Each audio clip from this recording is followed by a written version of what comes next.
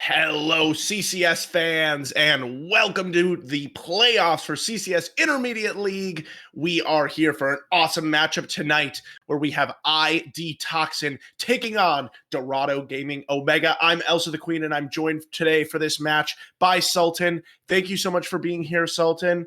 Happy to be in the playoffs.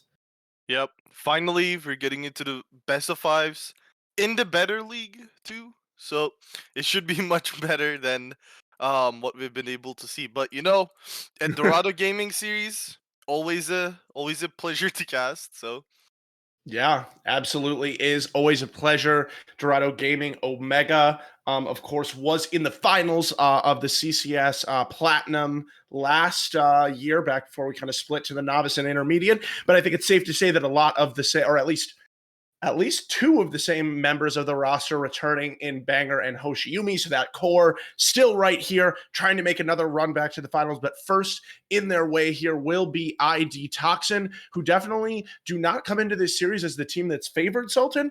But my understanding is that they have made a couple of roster shifts here later in the split that give them a little bit of a better chance in this match. I believe at least in the top lane. And then I know there's been at least some switch up in the jungle between Sutek, but now you have Haman Karn coming in tonight. yeah. Toxin is definitely not one of the teams that are like coming in hot, I would say.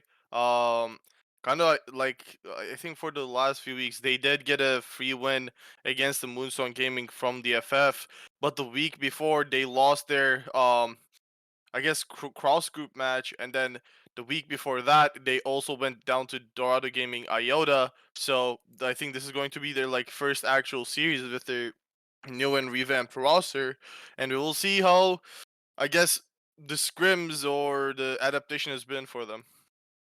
Yeah, I mean, even actually looking at their match history, it looks like before that, I'm not sure about which roster it was with, but even losing to Contingent Yellow, who I believe did not even make it into the playoffs. So it's a little bit rough, but they're hoping for a turnaround coming into this series, and we're right into the picks and bans here with some very particular pocket picks being taken off the board. Banger not going to be able to get his hands on the signature Kindred pick, and then also Goaty coming in the mid lane here, like some master tier basically player for Dorado. Main champion is Rumble. That one's going to be banned away as well. Yeah, and especially Go, I think he's been doing really well. Like I think he's been one of the strong points of this Omega roster, which doesn't really have a lot of weak points, I will say, but definitely he's been delivering for them when when he had to, and especially getting him off comfort is probably the most important. Not a lot of like specifically meta like bands coming through for the side of ID Toxin. The Zaya and Viego bands are like always I think a little expected.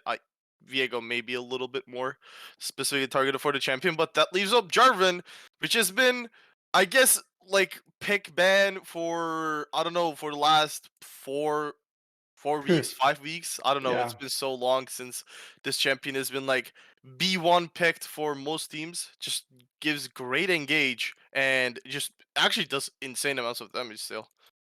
Yeah, definitely has sustained a couple of small nerfs recently, but was buffed up just prior to that, which is, I think, what kind of rocketed it into popularity. But Omega going to be happy to just right away take the Jinx into the Jarvan. Interesting because, I mean, a lot of times you think about Jarvan being really good into Jinx with that immobile carry. But we'll see if they pair it up with, something signature for Hoshiumi like the Tom Kench, or if they've got a Thresh cooking or something like that. It looks like for now, though, they are going to pick up that strong jungle pick in the Hecarim, which is actually something that I personally at least have not seen in a while. Yeah, it's I think specifically in comp it is a little bit harder to play around. I think solo queue has a bit more presence, but still Hecarim is a champion where you're still looking to kind of like power farm and like hit your item spikes, hit 3 items, consistently keep yourself above the enemy jungle in the EXP and gold department. So when you're against a jungler like Jarvan, where he's going to be sometimes sacking minion camps so that he can get those like extra ganks off, Hecarim might like capitalize on that, steal those camps, keep himself ahead without even like getting a lot of kill participation around the map. But I guess a good answer to that is Zeri Milio, where Hecarim sometimes hard to peel away because of the unstoppable ultimate, but Zeri with the amount of movement speed she has is probably one of the slipperiest ADCs. All right. Well, speaking of the slipperiest ADCs, we've got Milio locked in here for the first time that I've casted it personally. So that will be fun to see. Definitely some disengage, some cleansing and whatnot. I'm not super familiar with the champion, but here it is. So that'll be the bot lane duel for ID Toxin here. And Omega doesn't want to get banned out here. So they are going to round out their own bot lane with the Rakan. Yeah. I I th- I haven't seen or played a lot of the Milio, but I think just from my sole understanding, I think Milio is actually like just good in general here, like increasing Zeri's auto attack range to maybe sometimes even Mm, go against the Jinx. And then I feel like the ultimate is going to be huge if he's not the one getting charmed up by the Rakan, because then he is going to be able to cleanse it for his teammates. And then we might see Hoshi on the Rakan like getting caught a little overextended after the cleanse away. It will come down to probably just like mastery on the champion and just how familiar they are. But I really like this Melee pick. I think this is the first week that it's actually allowed, if I'm not wrong. Maybe I the think it was second. allowed last week as well, but at least in the games I was watching, we did not see it. Yeah, but So as we get into the second round of picks and bans here, we are going to see some mid lane picks banned away by Omega, trying to maybe set up something on R4 here for the mid laner. Otherwise, on the other side, ID Toxin banning away some of the picks from Bubba Bennett. Going to take away the Scion and then also the Yone. Oh, maybe not the Yone. I was going to say the Yone is the most played so far this split for Bennett, but it looks like instead maybe they want to take away the Camille. And so we'll see which solo laner Omega feels more comfortable blinding for. yeah, like but I think it is really understandable. Oh, Oh, the Donger? I a haven't seen that pick Heimerdinger. in a. I definitely was going through Goatee's Mhm. match history there a little bit, and I think he had like something like 5 solo queue games recently on the Heimerdinger, or at least this season. So I would be surprised if it went anywhere but the mid lane. But I mean, pretty interesting, Sultan, because we've seen Heimerdinger in the support role a lot recently, but outside of that, not so much. Yeah. Definitely a niche pick. Like definitely just depends on how comfortable you are because Heimerdinger has a way different playstyle than what you would expect out of a control mid you have to play around your turrets. But what that champion brings you is just like extremely good zone control in these like river fights, extremely fast objective take, especially after like if he chooses to go Leandries or Demonic Embrace with the bird, it is really strong. I was really expecting that, but the response becomes any action, which Yeah, that shows that action's going top. right. I'm I have been a guy who's never like really liked action on my team or the enemy. It Right is there just with you, brother. it is just such an awkward pick where Yeah. you really need to like look for some angles. The fact that you can get interrupted from your repel, really interesting champion, and yeah, especially something like the Jax. If you make like a few mistakes in the early game, I think you're really going to struggle throughout the game. Like the fact that you're just not going to be able to just trade with him for the most part. But I guess the good side of ID Toxin's team comp is that their top side should be really winning early on. They have the means to stop the three frontliners from the Omega with their range, with their peel, and if needed, they can get on the Jinx. But I feel like some of these champions kind of like work, I guess, count like counter. What is the word? It's counterintuitive, or Yeah, yeah, yeah, they're yeah, kind yeah, of, yeah. yeah. Like they don't want to do the same thing in a Yeah. team fight. So like especially in the Jarvan's case, like he's looking to really heavy commit engage into these fights. Where on the other side, Milio, Zeri, you kind of want to like slowly chunk down enemies, slowly stack Mm. up your ultimate. Same with Action, you want to like get a reset, slow down, get another one. It is a little awkward. On the other side, Omega, it's just like, guys, we're full sending it. one-shotting someone, getting a Jinx a reset, and we just move from there. And knowing that most of these guys are really comfortable in these champions is, I think, the biggest part for me. On the other side, ID Toxin, like Milio, maybe he spammed like chill kills, maybe spammed it, but fairly a new champion. Action, not a champion that I too much like, so yeah, I really like Omega's team comp compared to what ID Toxin really prepared here. Yeah, and I mean, I think when we look at ID Toxin, definitely seeing a lot of aggression out of these solo lanes. I mean, we mentioned that neither of us was a huge fan of this Akshan pick, but definitely is aggressive, is looking to get ahead of the Jax with that range advantage early. And I mean, maybe it's about the Jarvan's ability to provide that early ganking. And I guess, you know, especially when we think about Hecarim, we know that Banger is not going to have too much ability to get stuff done in lanes early in the game. So I guess it's all about what Haman Karn can bring to the table in these first few levels. Yeah. And I think another like strong point that ID Toxin can really like just capitalize on is the fact that with the Annie, especially against a champion like Heimerdinger, where he's going to be super squishy, especially like pre-6, where he doesn't even have that like extra big turret or like the burst of rockets coming out of his W. So like there can be really high kill potentials, especially in the mid lane. A flash stun from any into a Jarvan knockup. That Heimer is basically dead from just that damage alone. So I think Goaty just needs to be careful because if ID Toxin doesn't really get too far ahead early on, the Jax should be like totally fine in the late game against the Akshan. They have the Hecarim power farming pod like most likely outscaling their Jarvan after the mid game, and you have Jinx, which is one of the best late game hyper carries in the game. So I think Omega, they just need to keep good vision. They just so that they can keep track of this Jarvan, make sure this action is not roaming and catching your teammates out of the blue, and I think they're pretty just like looking to sit back and scale. All right. Well, we will find out pretty soon if that will come to fruition here. We are going to take a short spectator delay before we get into the first game of this best of five between ID Toxin and Dorado Gaming Omega. We will be back in just a few moments.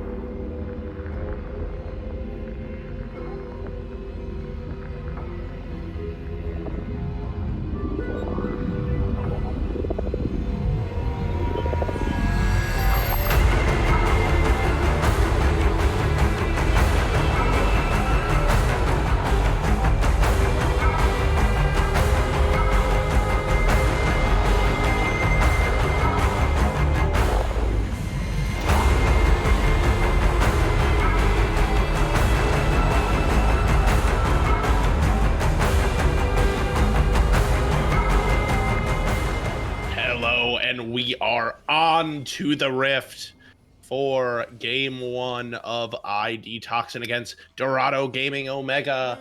And as everybody runs on out here, it looks like Akshan's a little bit slow to the punch, which is, I mean, I guess kind of akin to me and Sultan's opinion of the champion. Yep. Action. Action players do be slow sometimes. Maybe they'll Hopefully prove us Jolt is wrong. I hope yeah, so. maybe. The awkward thing is he is running the cleanse, which I don't know if that's what you want to run, because Interesting. I think you looking to create a lead, so I think having an ignite definitely would have helped. And even then, like now, if he dies, it's just going to be awkward because now you don't have the TP, and there isn't like, I don't know. It's so like later into the game, you already have the Melio, so you're not really like depending on your own cleanse.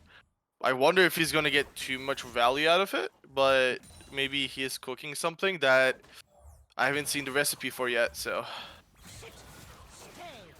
And already here in the mid lane, as we've been seeing some early trading, we can see why the Epic Champion did choose to take this Annie into Heimerdinger, just at least in terms of the range, being able to auto attack those Heimerdinger turrets, or in this case, dragons down.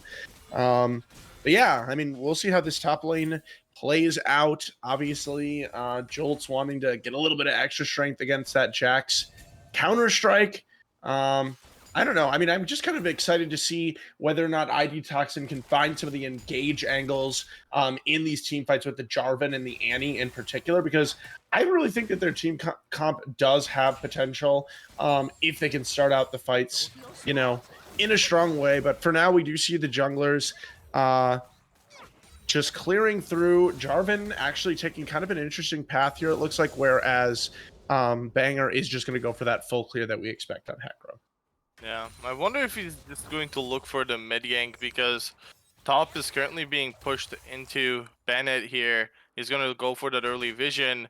So awkward wards from I can understand Bennett's, but the fact that Jolts went for that ward is a little interesting. Yeah, I mean, the ward is going to Doesn't pay really off, seem though, much. from Bennett, as it is going to spot out this gank from Haman Karn, who did skip out on at least those Krugs there to start out, so it will be set behind a little bit. And ooh, Goaty just delivering the punishment there with those, lining up those super shots, showing that definitely has some experience on this Heimerdinger. Yeah, especially when you're able to land the electron grenade from the the cleanse. Oh, Wait. All right, Jolts is going to put himself under the turret with that grappling hook there, and that's going to be the first blood. That's really interesting. The fact that, like, okay, you're running cleanse, and Not too long of a cooldown. yeah, and like you saw the Hecarim, so he possibly could have just like flash repelled, and might have been okay. Like cleanse flash repel, and he could have been okay, but instead doesn't burn the cleanse and just dies. And already a kill given over to Banger. Double scuttle, and he like got his full clear off in a better way. So this is exactly what you want as Zekrim, just like being high in efficiency, clearing your camps, getting that one gank off, and if that pays out, that is really great. 600 gold ahead off the Jarvan already in the game. Did possibly a perfect back for him in the early game. Ionian boots into the tier of the goddess, so feeling good in the jungle at least. Have you seen the lane gank? Yeah, we are going to see Haman Karn try to look for something here, as I don't really think Omega probably would expect this, but they do look like actually they're being a little bit cautious, and we do see Banger coming down here as well, so it could be the possible counter gank if they do actually look for this engagement. Here's Haman Karn looking for it now, and Banger is going to arrive, pops the ghost, and Haman Karn is going to be the first one to fall. Matt G going to be taking the kill credit on the Jinx. And we could see that one sort of telegraphed the whole way through, knowing that we could see the entire map. But a nice play there, a little bit too telegraphed, it seems like, from ID Toxin, and they're going to get punished. Yeah, and I think there were some pings into that bush as well. I think they at least kind of expected the Jarvan to look for something like that. Are we going to But see now we're going to see a dive here. They're going to go really, really aggressive. Your mom's OP going to be able to get away, but now Milio, Chill Will Kill's going to be left under the turret. Will they be able to redive this one?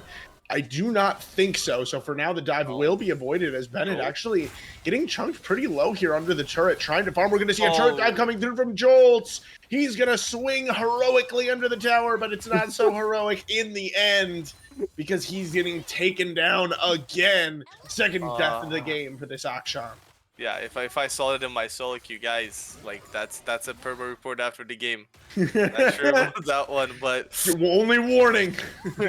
But again, unfortunate death. He's like still has the cleanse. There was nothing to cleanse there, but I think that's kind of like the reason why I said it's just if he had ignite, he could have ignite auto attack, then possibly just kill Bennett, and instead has the cleanse that is going to really provide nothing for him. And like at this point, you're down 400 gold in a lane where you're supposed to be a little bit better, especially in the early game, like zoning him off, which he did, but like 2 mistakes, 2 deaths given over, lost the XP. Like it is going to be really hard for him to like really come back into this game like and create any lead that will mean anything. And like the rest of the map, your jungler is just behind in tempo. This Hecarim has been like just farming really efficiently. The bot lane, both like your mom's OP had to burn both sums to like survive that dive. So the question is, how can ID Toxin really come back into this game? The answer has to be the mid lane. It is maybe some play that they can pull off with Epi's Any here, but Epi on the Any is also getting pushed in hard, and I think the best part is that they're not doing this blindly. They're constantly getting vision deep into the enemy jungle. And Banger, he wants to go for a dive. Has the ultimate available. Goaty follows with his own, and that is going to be a dead Annie in the mid lane. Not able to even have a moment to react, to do anything about it. 4th kill of the game so far from Omega, and they're 3.5k up. Yeah, and while this happening, Karn was sitting on vision in the bot side, so easy gank to avoid for Maggi and Hoshi down there. And it's just like really rough situation. Like they have to look for something. Either they have to look for something with the Tibbers in the mid lane, because with how this game is going, they're not in a position where they're gonna outscale. They're not in a position where they can really create any lead other than in the mid lane. So we're seeing now Banger starting out the dragon, and again, well, what I meant was like when you're playing for a little bit more scaling and you have this early game lead, plus get the dragons, the enemy team is gonna feel forced to like sometimes take these like bad plays, and it might even accelerate the game even more. Game 1, Omega is really looking good. Yeah, I mean, just like you say, Sultan, when you have the scaling advantage and you get ahead, there's just very little upside. At the moment, it seems like for ID Toxin, I mean, I was trying to talk about the potential of their engages, but we haven't even gotten to level 6 until just this moment for Haman Karn. Epic Champion has just been totally, stuck under his turret, unable to affect the map. And I mean, yeah, I don't know. Definitely, you try to find the angles, but it feels a little bit hopeless right now. For the side of ID Toxin. They will, however, it looks like claim this Rift Herald, although Jinx Rock is going to come through. Doesn't look like it's going to hit. Goaty trying to do something. Yeah, try to do a little bit of a damage there, but not much will come out. They get away with the dragon, with the Herald at least, but it is going. You're gonna see how much use they're gonna get out of it, because with how the lanes are, they've been keeping good vision, so a good gank is really hard for Halma and Karn to get off.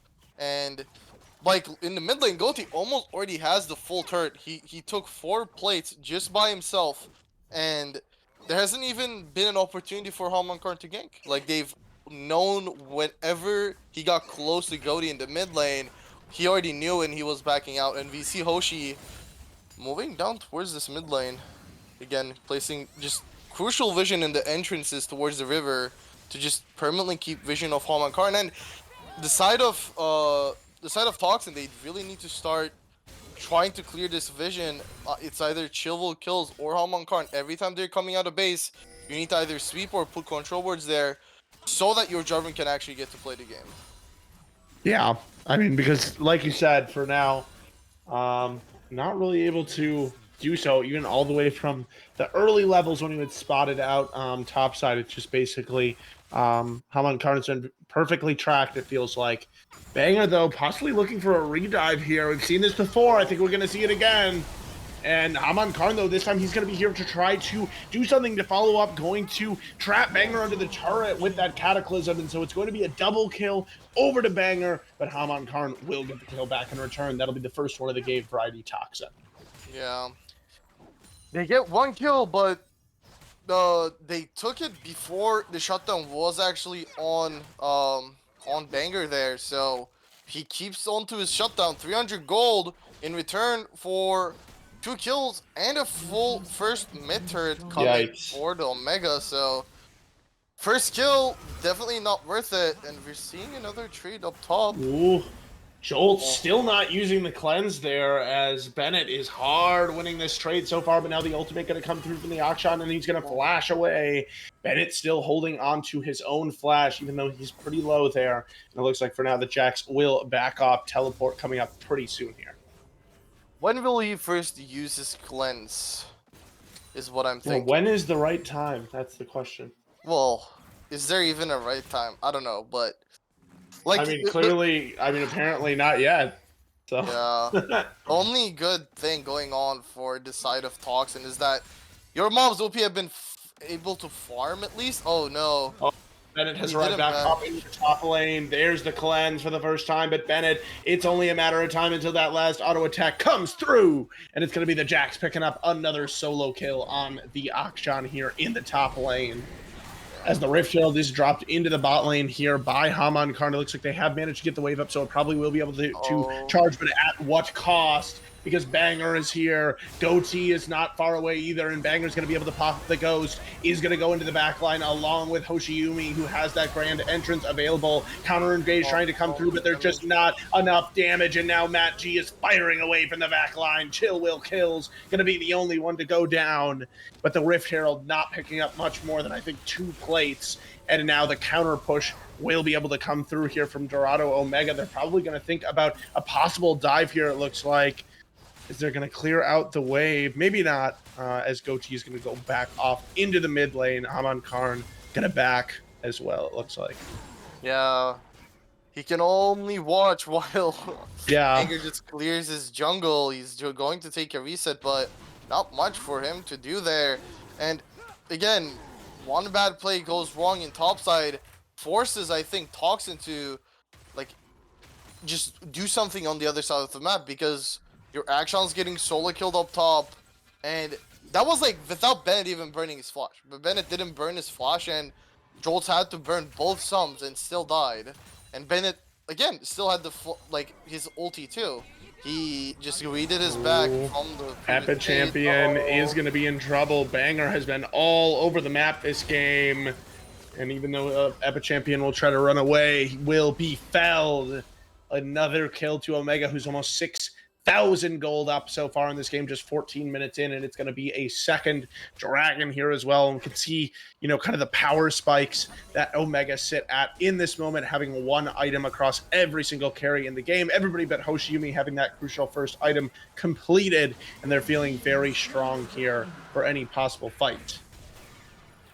And like, what you look at here at this point is that what can ID Toxin do, like, to like come back into this game? But like, when all 4 members of Omega who like actually need to finish items are way ahead, light years ahead of their laners, there's really not much you can do. Like 700, 800 gold lead in up top for Bennett, 1.6k for Banger in the jungle, 2.5k for Goatee in the mid lane, and another, although probably the smallest lead here, but 600 gold for Matt G. So like, not looking really good.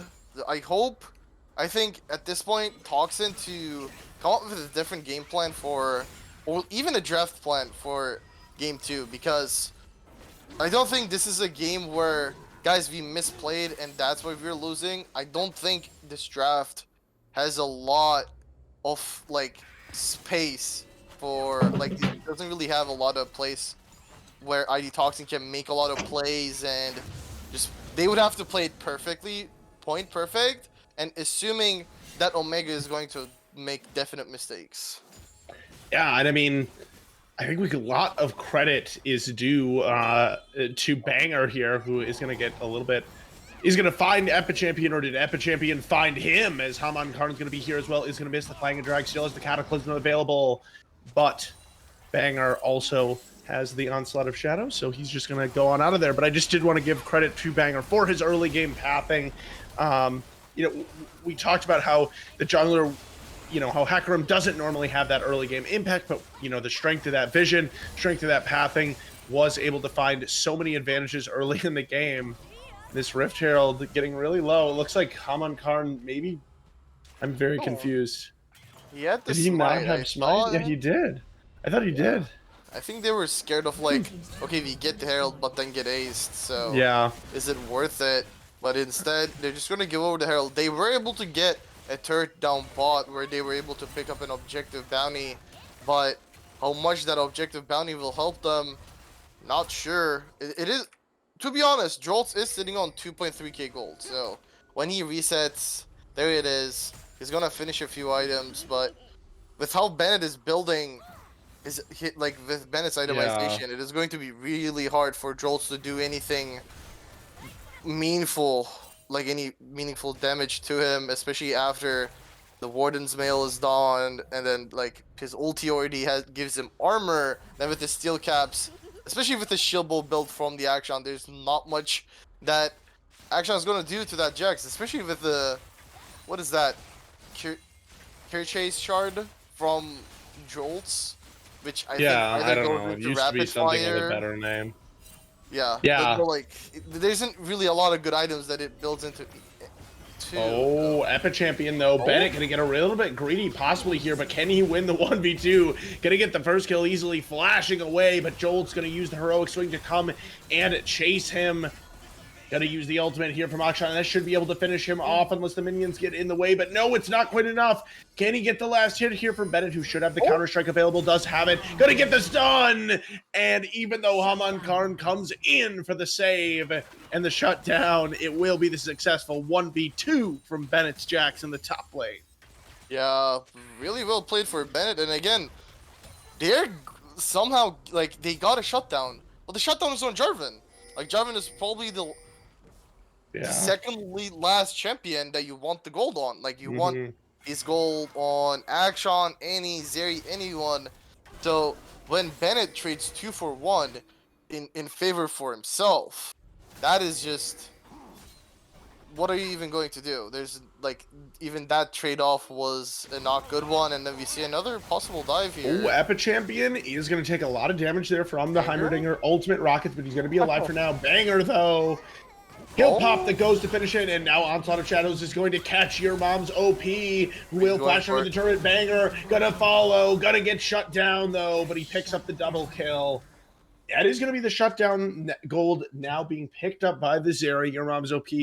I mean, it feels at this point like it's too little too late, but that is nice for the Zeri to have. Probably the least far behind member as far as carries go in this game. Actually, pretty much even in gold. Yeah. With Matt G. He finally gets even, and maybe they're just gonna play for, okay, maybe it's a Zeri moment. It's like one of those games where he just goes berserk. The issue is that, like, I think I would say maybe if they were somehow like competent with the dragons, but or like if they had some front line, some kind of Ornn or Scion, but instead they have Action. Yeah. And like Action pretty much not gonna provide a lot this like game. Like there's nothing you can really do. Other than that, like they have frontline and like Haman Karn with the Jarvan, which I really like his build in the sense that he realizes Gorgon Creed not gonna do much for him this game. Like he just has to just survive a little bit more. like tankiness might just be more important for him. So Mm-hmm. he's going for that. I don't know which one he's going to finish, Jackshow or Radiant Virtue, but probably going to be helpful. Any one of those champions where like even though 0 and 5, she sometimes like brings out a lot of damage. Like she can still probably help his team when it comes to like one-shotting Oh, one of these carries. I don't know. Jolts has been really patient here, but now Hoshiumi, it's time to go in. Flash. Cleanse coming through, though. Will he be able to survive as your mom's OP? Excuse me, is in the building. Turret shot coming through onto Bennett. Looks like he should eventually fall, and Yuram's OP is going to be given over the kill credit, but now Hoshiumi in the jungle here with Goaty, who will have to flash out since they're a little bit out of position. Matt G, meanwhile, though, is going to be pushing down into the mid lane, so we'll see what Dorado Omega can trade on the other side. The Rift Herald was behind him as well, and they will trade that mid lane inner turret for the kill in the top lane. Yeah. Good trade-off for ID Toxin up top. They get a kill on your mom's OP. Trolls dying at this point doesn't really matter. The fact that Hoshi like burned his flash, I think, is even Yeah, more probably worth not it. worth. Yeah. But they have vision of this Baron Cole, so they need to be careful. I'm surprised that they're not pulling the trigger. There it is. Oh, okay, here we go, though. Haman Karn, he knows that it's time in this area, is in the building. The shutdown onto the Heimerdinger coming through, and banger. No. Not gonna get enough. It's another kill for your mom's OP. And all of a sudden, Zeri's looking a little bit fed. Already 2 items completed. Now with almost 2K more in the bank. And now it's ID Toxin flipping things on their head and going on to the Baron. But it looks a little bit sketchy because there's still 3 members available here from Dorado Omega. What can Hoshiumi do? He does have the ultimate available. He's gonna go in and knock a 3 match. He's gonna take the kill with the Super Mega Death Rocket, and now the rest of the fight will commence. Matt G picks up 2. Matt G picks up 3. Haman Karn with the last 2 available. Could it be a Jinx pentakill? There's the Quadra. Jolts would be the last possible one, but instead they're gonna turn it back onto the Baron. Yeah. ID Toxin got baited into just, I guess they felt comfortable doing the Baron there, but with no ultimates for them available after like Haman Karn burned flash ulti. Epi again uses flash ulti to catch out Banger and Goaty there. I don't know, they didn't have a lot of items on their carries. The gold was not spent on Zeri, and now we see Jolts going down possibly once again. Oh my. Oh, Banger doing a lot of damage there as he's going to take out not only Jolts, but also Chill Will kills against the 2-for-1 special here as the gold continues to come through with the Baron buff active for Dorado Gaming. Omega Epic Champion going to take a lot of damage, but Banger knows his limits here, and he's going to back off at least for just a brief second into the jungle to clear the Wolf camp. Yeah, and to be honest, I think with this push, Dorado maybe can even look to really end the things here. Like, Goaty is just really dominating the side lane, has the death cap, has the Leandry, so your mom's OP can't really hold him in the side lane, so he is going to be able to pick up this turret sooner or later. Oh, he uses ulti to pick it up, so he's gonna take a reset here. Oh, he's not even gonna take the reset.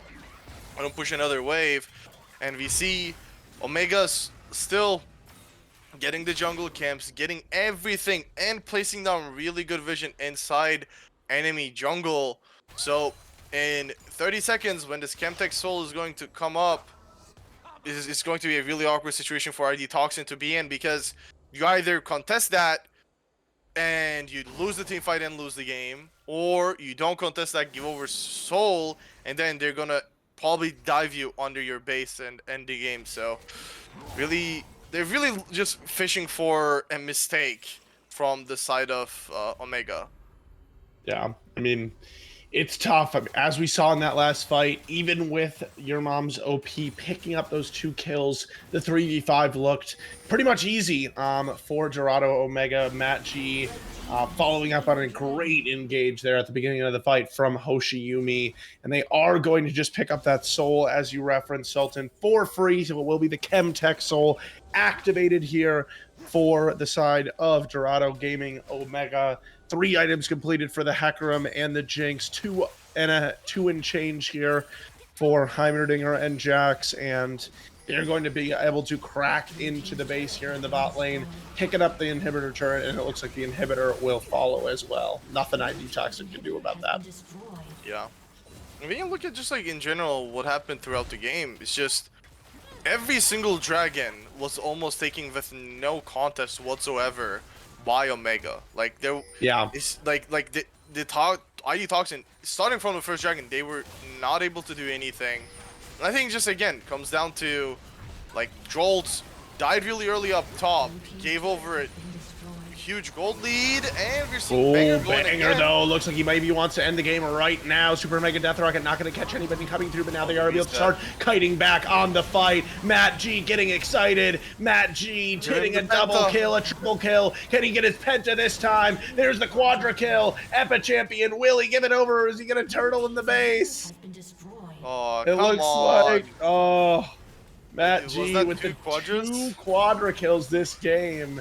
But instead, we groan in despair as Dorado Omega, they're going to instead turn their attention to the Nexus turrets. They're going to turn their attention to the Nexus, and they will go up 1-0 after the first game of this best of 5. Yeah, and I will say, I think it was just like a great game from almost everyone on the side of Dorado. Like, everybody showed up, did their outplays when they had to. Like I think the interesting part for me is just how bad the soul lanes went for the side of ID Toxin, and because like we were talking about how they should have some sort of early game presence, especially in the soul lanes, plus having a more actively ganking jungler in Jarvan, you would expect them to be like, okay, we're just gonna get ahead, get our soul lanes ahead, get this action rolling somehow, get like play with the Annie Jarvan, but instead, like Banger was able to like just really take over the early game, getting the gank off in top lane, getting the counter gank off in bot lane, and eventually, like this Jinx being 10-0, like after 20 minutes, it didn't really matter. Matchy was just a little too fed for ID Toxin to come back from. But like I think there was a lot that went wrong for ID Toxin there, and just I guess a friendly advice that just don't pick Action. I like just don't pick Action. Just assume that the champion was never released. It is just not worth it. Really bad, really bad. There might be some top laners that like it, but yeah, please no. All right, well, that's one piece of advice. We'll see if ID Toxin decides to heed that, or if they'll dig in their heels. But yeah, I mean, definitely it looks like they need to make adjustments coming into game 2. They were pretty much stuck in under their turrets for the entirety of game 1. We'll see if they can turn it around. Not sure what sides we'll see, but we'll take a little bit of a break and we'll be back for game 2 in just a moment. Stay with us.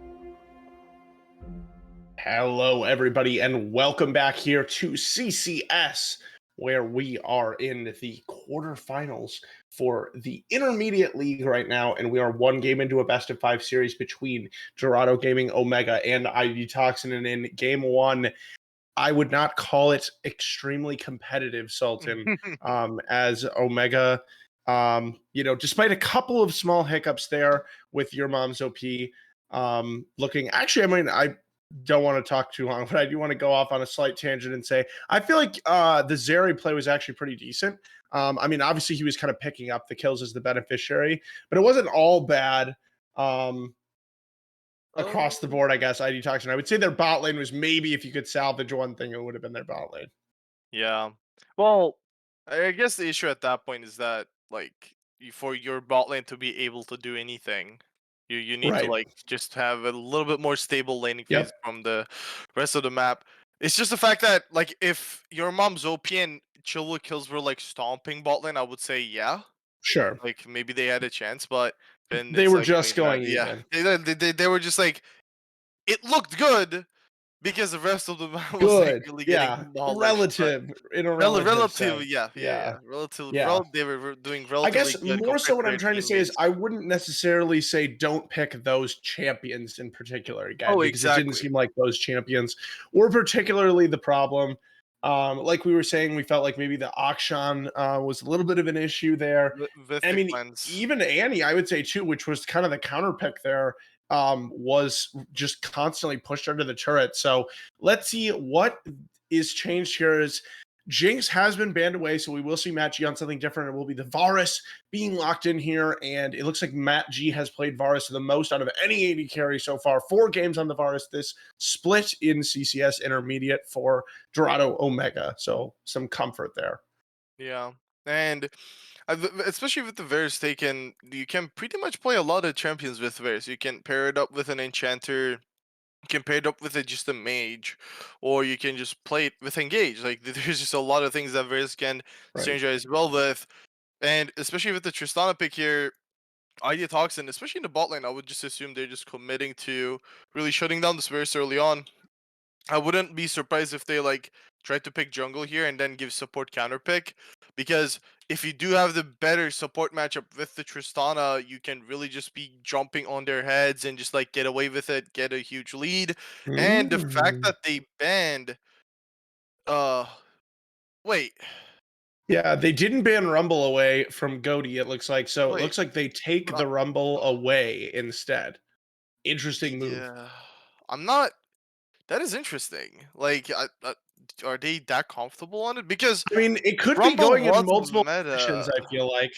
Uh, Uh, After I playing mean, Action, I would assume Jolts might just pull it off, but yeah, it's just Rumble specifically isn't a really insanely good pick in the meta. It's just true. a Yeah, we really do see Jolts niche has pick. some picks on, or it looks like second most picked champion there for Jolt. So Oh, probably a blind interesting. uh Rumble into the top lane, I would assume. So Dorado Omega, though, they're going to take away the Jarvan this time, and they're going to feel comfortable slamming down Goatee's Heimerdinger Well, once again. I think that can be also flexed. It is with a Varus, so you True. have the option to just send the That's a great Heimerdinger point. to support, and the fact that ID Toxin is gonna probably pick the Syndra, it is a comfort pick for EP. Last time it was banned second phase, they want to have it now. It Yeah. is a decent pick into Heimer. Plus, I think even if it's another if Omega decides to pick another mid laner, I think he's still going to be more than they favor that for Yeah. himself. The only issue that I see here is that you just pick double AP in both lanes and you still have no front line. Yeah. The only front line that they've picked until now is I don't know if you can call Rumble really a front line, or you're really playing for your ultimate for the most part in team fights. They might run into that issue of okay, who's going to receive the damage, or we're just gonna die into an engage from the side of Omega again. They have a little bit more range, definitely a little bit just a better team comp in general. Just off having Rumble instead of the Action will give you a little bit more room to play with. But we will see. The support bans are kind of being focused here Yeah. from both teams. I'm surprised to see the support bands focused here. I mean, especially from ID Toxin, given that for first of all, like you pointed out, Sultan, this Heimerdinger could be flexed to the support pick, could already be taken here from Omega. But in addition to that, I mean, if this Rumble really is going top lane, I feel like you would want to take the opportunity to ban out a couple of hard counters because I feel like there's a reason that we do not see Rumble top lane a lot right now. And one of those reasons, at the very least, is that there are definitely some strong counter picks to it. But we'll see what ID Toxin has in store for the rest of the draft here as, Leona and Nautilus will be the bans for Omega. And ID Toxin probably, I feel like, going to pick their support here unless they want to. Well, I guess they could take their jungler too and make Yeah. sure they get the support counter pick on R5. And like another, they're Nope. gonna go with Thresh. It'll be pretty safe pick. But like in my opinion, I think if this Heimer, if it's sent down bot, Tristan is a champion that wants to jump in. Like you cannot jump into 3 Heimer turrets. Even if it's support, you're gonna get one shot as an ADC. So like it is going Yes. to be rough. It might Oh, even be a Lee Sin Jarvan stall. support? Maybe I mean, we Jarvan have seen not be there. Jarvan support a little bit more recently. Even Definitely has been something we've seen in professional play at the very least. So I with think Wukong locked in, I feel like that probably means the Jarvan's going to be flexed down to support, and possible that it could also go top lane as well. So we got lots of flexibility, especially uh, waiting for the last pick here from Dorado Omega. So we'll see what that one is. And I mean, the other thing I wanted to point out too, Sultan, is in past metas, Rumble Jungle has definitely been a thing. So I mean, there's always that small off chance for that flex from ID Toxin as well. But Garen, okay, we know where that one's going. well, there can be a lot of things. Like I've seen Jarvan mid in my solo queue games.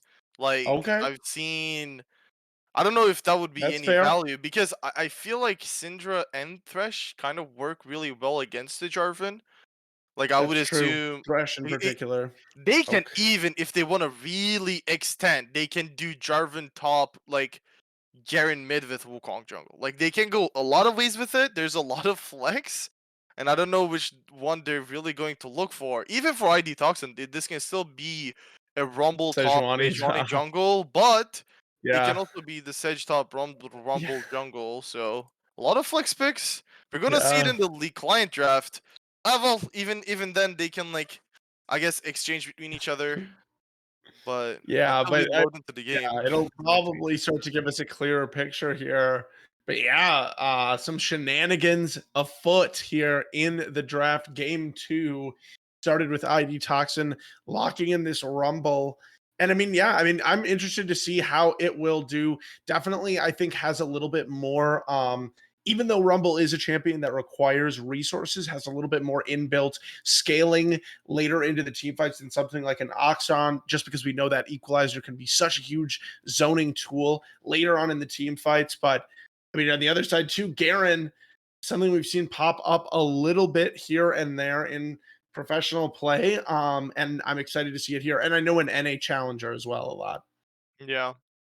Uh, a lot of the champions again, like niche but strong. Like if Yeah. not played against it properly, I think all of us have been like seeing Garen's just like, okay, he's fed, he doesn't take any damage, one shots you from half Yeah. HP with his ulti. You know, Yeah. Wukong probably one of the like with Jarvan, one of the most picked junglers in the game. And like on the other side, the Sejuani has been really prominent. The only issue that I see here is that they don't really have a lot of like melee auto attackers that kind of is like the bread Yeah. and butter with the Sejuani. That and like it is kind of interesting where you are playing these like utility junglers, but picking things that sometimes don't really pair up with as well. Like I think Right. if they were able to maybe grab the Jarvan early on, maybe with the Rumble, it could have paired up a little bit better. Like, or like if this Mm-hmm. was if it was like Sejuani with a melee top laner, right? Things Yeah. like that. Yeah. Or And melee mid laner. Sometimes we see it with like Yone or yeah. But but yeah. From the client draft, it seems like we're going to see a Garen top, Wukong jungle, Heimer mid. That would mean Jarvan support and a Rumble top with Sedge jungle. Yeah, I mean, I think the other thing to talk about here is Banger. It's going to be on that Wukong. I mean, last game was obviously huge on the Hecarim, and I think Wukong falling this far through the draft is a pretty big deal just because I think it's pretty much, in my opinion, definitely one of the premier jungle picks. I mean, not going to be able to. I mean, Sejuani does very different things, I guess, than Wukong, but Wukong, super strong team fighter. I know last season we saw Banger pull out the pentakill on Wukong late in the playoffs. So we'll see if he can do anything like that as we do see everything locked in here. And it will be Hoshiumi with that Jarvan support as kind of that last weird pick.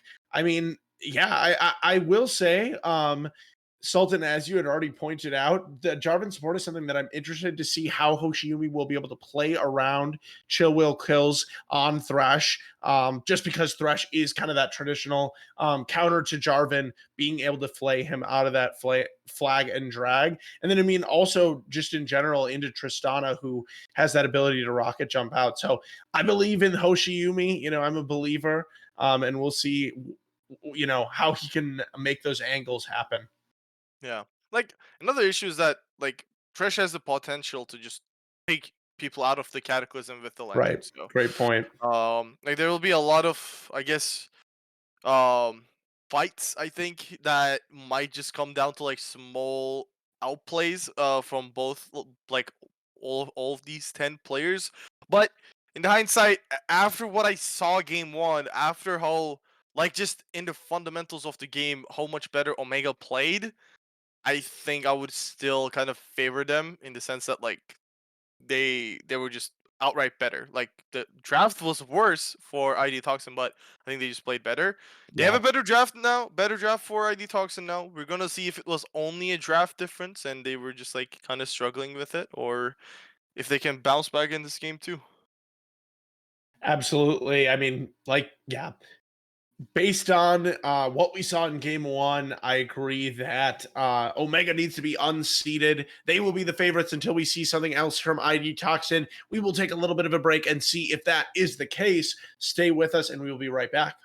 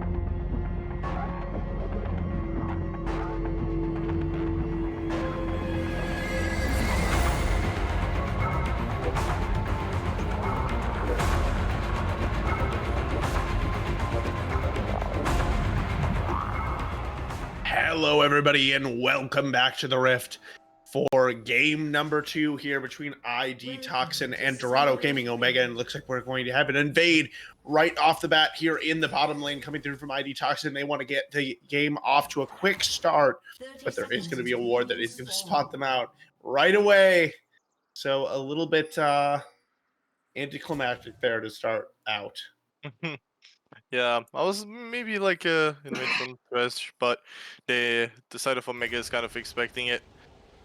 It's kind of obvious at this point. Like if you have a Hulk champion, you're more than likely going to look for that invade. It's really interesting that they didn't really sweep that Tribush Karn starting off with that Oracle Lens. I thought they would really look for it. Maybe he sweeps his own red, but he's pinging to just start from his own Raptors with no leash. So not much will come out of that. Not much indeed. And so it looks like we will see No. Karn is eventually going to use the Oracle Lens to spot out the ward that was placed on the red buff there, but by this time the red buff is started, and we will see the leash coming through from Jolts. So the positioning will be given away as far as that is concerned. And looking up into this top lane with the summoner spell, Sultan, Jolts going to go with the Ignite. So not the Cleanse this time, but it will once again sort of be that lane-oriented summoner spell, whereas Bennett got to have that teleport for those, for grouping up with the team later in the game and getting back to lane here should things go awry early. Yeah. Interesting, he started with his W, so he's just gonna try to start out with his stacking up the resistances. That small shield also helps with the trades early on, so that he doesn't get poked out as much. So playing it safe. We see Karn trying to get level 3 as fast as possible down bot. Level 2 here from both bot lanes, but we're going to see Matt G this time flashing away from the death sentence from Chill Will Kills Your Mom's OP. Going to take a lot of punishment on the backside from Hoshiyumi's Jarvan. And so at the end of the day, Matt G's flash, the only summoner spell expended. And even though the damage goes the way of Omega, you got to feel pretty good about that start for ID Toxin's bot lane.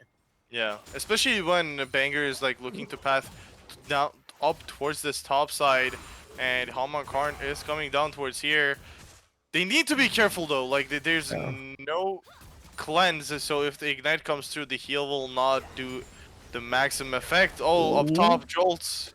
Okay, Banger has made his way all the way around here and is going to try to get the flash out of Jolts and will be successful on that. Jolts now going to opt back into this against Banger, who's going to lose this 1v1 if he's not careful, but the flash already comes out from the Rumble before, so it will not happen. Jolts, though, fancying this 1v2. Ooh, down here in the bot lane, though, Your Mom's OP, just one flag from dead, and Hoshiyumi will be looking for that one along with Matt G as well, who's got that poke. But look at the 1v2. What is going on here? Just a total lack of communication, it seems like, from ID Toxin, and Karn will be the first casualty of this one. Yeah, like one would assume just why. Like after you're Tristanating that low, just going for that play is unnecessary, because even if Sejuani comes in, I guess sometimes people don't understand, but your jungle item doesn't give you any stats. Outside of jungle, you're basically starting with no items. So, the fact that he tried to take that, you're extremely squishy. Like Matt G, one piercing arrow with a few blight stacks is more than enough. And Hoshi only uses ignite, so no extra summoners burned other than the ignite. On the other side, the mom's OP heal was just not enough. And first blood going over to the Jarvan, who bought the Fiendish Codex. I'm assuming he's just gonna rush the Zhonya so that he can just overextend in these engages. But surprisingly, I think the Jolts did a really good job up in that top gang, almost getting a solo kill. Yeah. I mean, and we can see at this point is sitting pretty far up in CS, even though Bennett will be able to catch this wave. Onto the bot lane, though. Very aggressive. Matchy going to be able to cleanse out of this hook. Will he be able to survive? Last auto attack comes through, and Your Mom's OP will be able to take that one. Banger did come in for the gank, but will now just lose a lot of HP on the way out. Karn in the area, but I don't think that they can look for any sort of dive at this point. Yeah, and Hoshiumi, I mean, now the Jarvan pick, thinking about it, makes a little bit more sense. Looking at the runes with this Airy Emax Jarvan, just trying to poke out the opponents outside Matt G. But, we can see there how vulnerable that Varus is when left alone. And it is going to result in the first dragon of the game going over to ID Toxin as well. Yeah. So I think already just much better job at like I guess holding the soul lanes a little bit safer for the side of ID Toxin, especially like up top actually winning his lane for now, like creating a decent CS lead for himself up top. Jolts, Yeah. much better pick than Action, like Well, when and you're it not helps playing when you Action. don't die under the turret multiple times early on. But yeah. Yeah, but again, not no flame. I think it's just good, and Goati's actually here with no mana, so Yeah, Jolts does have the equalizer available. Interesting roam to come down here. Looks like he's probably going to try to drop it. oh, He's going to start out with that flame spitter. Oh, Ignite coming through, and only one tick of the equalizer hitting means that Goaty will be able to walk away unscathed, even has the teleport to make it back to lane as well. yeah. But he is forced to burn the fly, so next True. time Hamon Karn tries to look for a mid lane, a scatter of the week will probably mean Goaty going down to They pinged possibly Rumble FHP. Flash, but Rumble didn't have Flash. So that's kind of an Yeah. interesting, yeah. Not a huge big deal, but. It's like it is where like guys Rumble Flash, that's why this happened. It's like no, it is going to be Trade interesting when Flash, like guys. Trade Flash. Totally worth. Yeah. it is going to be interesting where like Jolt flashes and kills Ben, and he's like, "You said no Well, flash." they should know that his flash is still down because he very prominently flashed over the wall when he got ganked earlier. So Exactly. if they were timing that one, they would know that the flash was not available from Jolts. But yeah, I mean, overall, definitely just a little bit more pressure across the map, even with that, early kill going through onto the Sejuani. It is currently just a 200 gold lead for Dorado Omega. So, I mean, at least, ID Toxin, it seems like, I mean, knock on wood, but it seems like they're at least going to be able to make it to a point, where they can maybe group up and try to get some kind of team fight action off, which did not seem to be the case in the first game. Yeah, and like they didn't really pick up the first dragon, so it is still up for take. The big difference here is that like Banger doesn't have a lead similar to what he did last game, and so like he can't really just brute force his way into Oh, that. Good flash. Hoshiumi. Nice flash from Epic Champion in reaction, but Hoshiumi is going to be able to burn that one with the flag and drag on that roam. And meanwhile, Matt G is just chilling under the turret bottom. So nice timing there from the Dorado Omega, longtime support player. Trying to bring his team back. Last split for Omega in the CCS. Tragic loss against, their sister team, Dorado Gamma. So this split, trying to bring it back. They would have to face Iota in the finals if two Dorado teams made it again. We'll see if we could get another Dorado Civil War. But this is the first step. So far, it's looking good for Omega. And as the second dragon spawns, looks like we will sort of get that first group up fight potentially from both of these teams. Yeah, and with Epi not having the flash, he might be a little bit more vulnerable to a possible play from the side of Omega. The issue here is that Hoshi is still not 6, so they don't really have that cataclysm available. Oh, good hook! The Anger, he is going to get hooked up. That was the real one right away. Going to go really low. And it is going to be Banger falling right away. Goaty's super, super low. Going to tick down for that equalizer as Jolts has roamed down.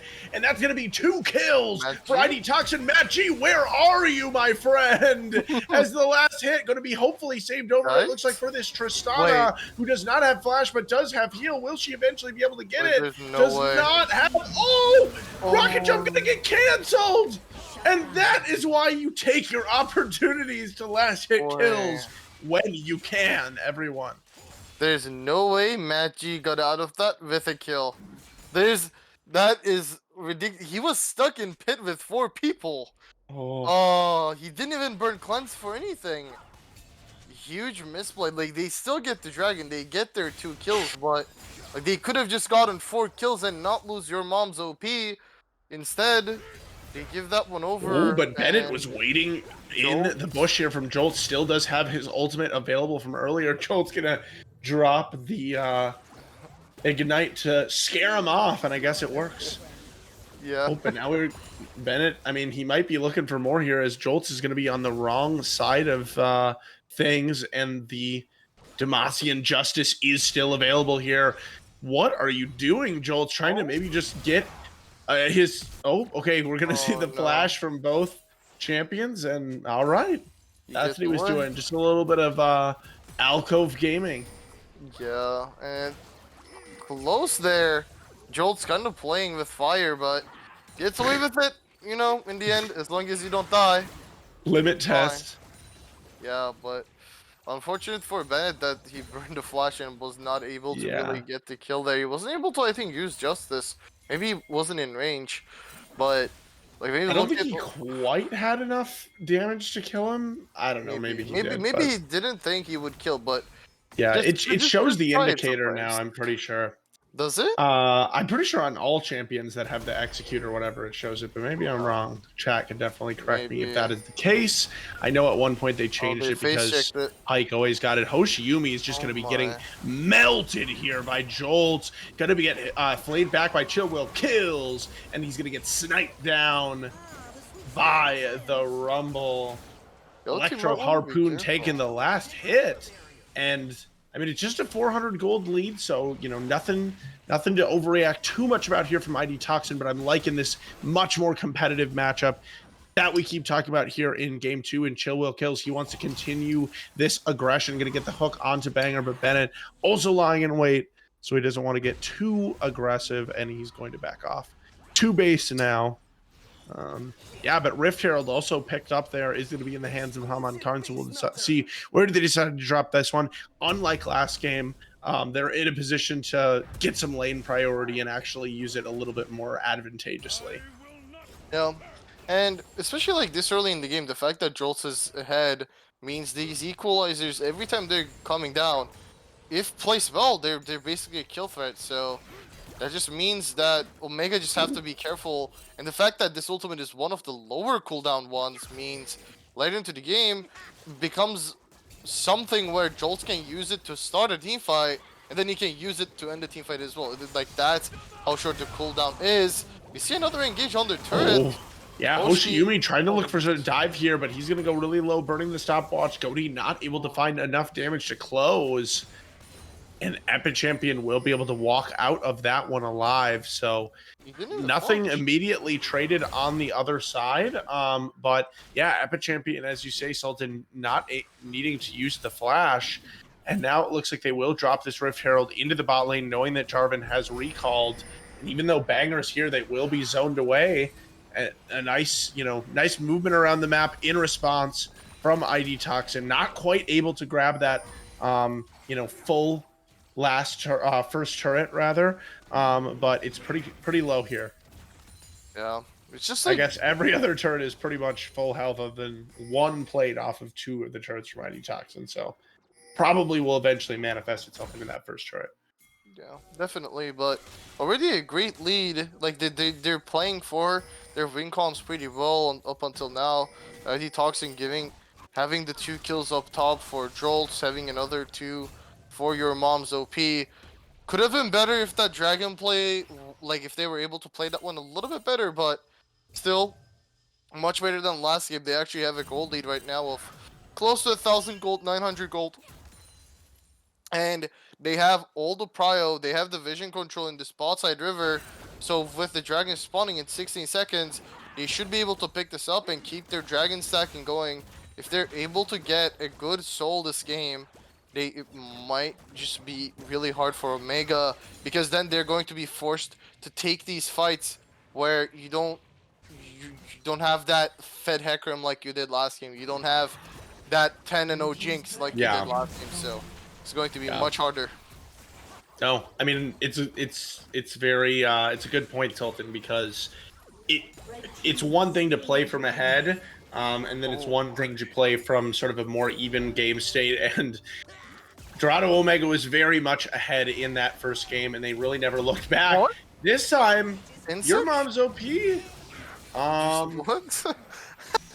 He flashed for it too. rocket jump over the wall, Buster shot onto Cody, flash away. Just a little bit of a style move there, I guess. I'm just gonna call it that, I suppose. He's just showing off dominance here.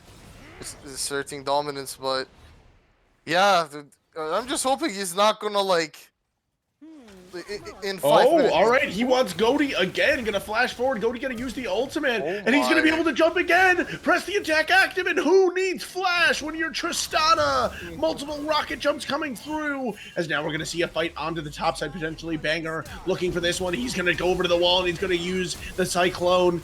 And Jolt's trying to get away. Flash already expended, and Equalizer not going to hit anybody. Haman Karn is here as well, trying to get away. Flash utilized, and it looks like he will make it out. So just one fatality for the side of ID Toxin, but Dorado Omega also, coming out on top in that top side engagement.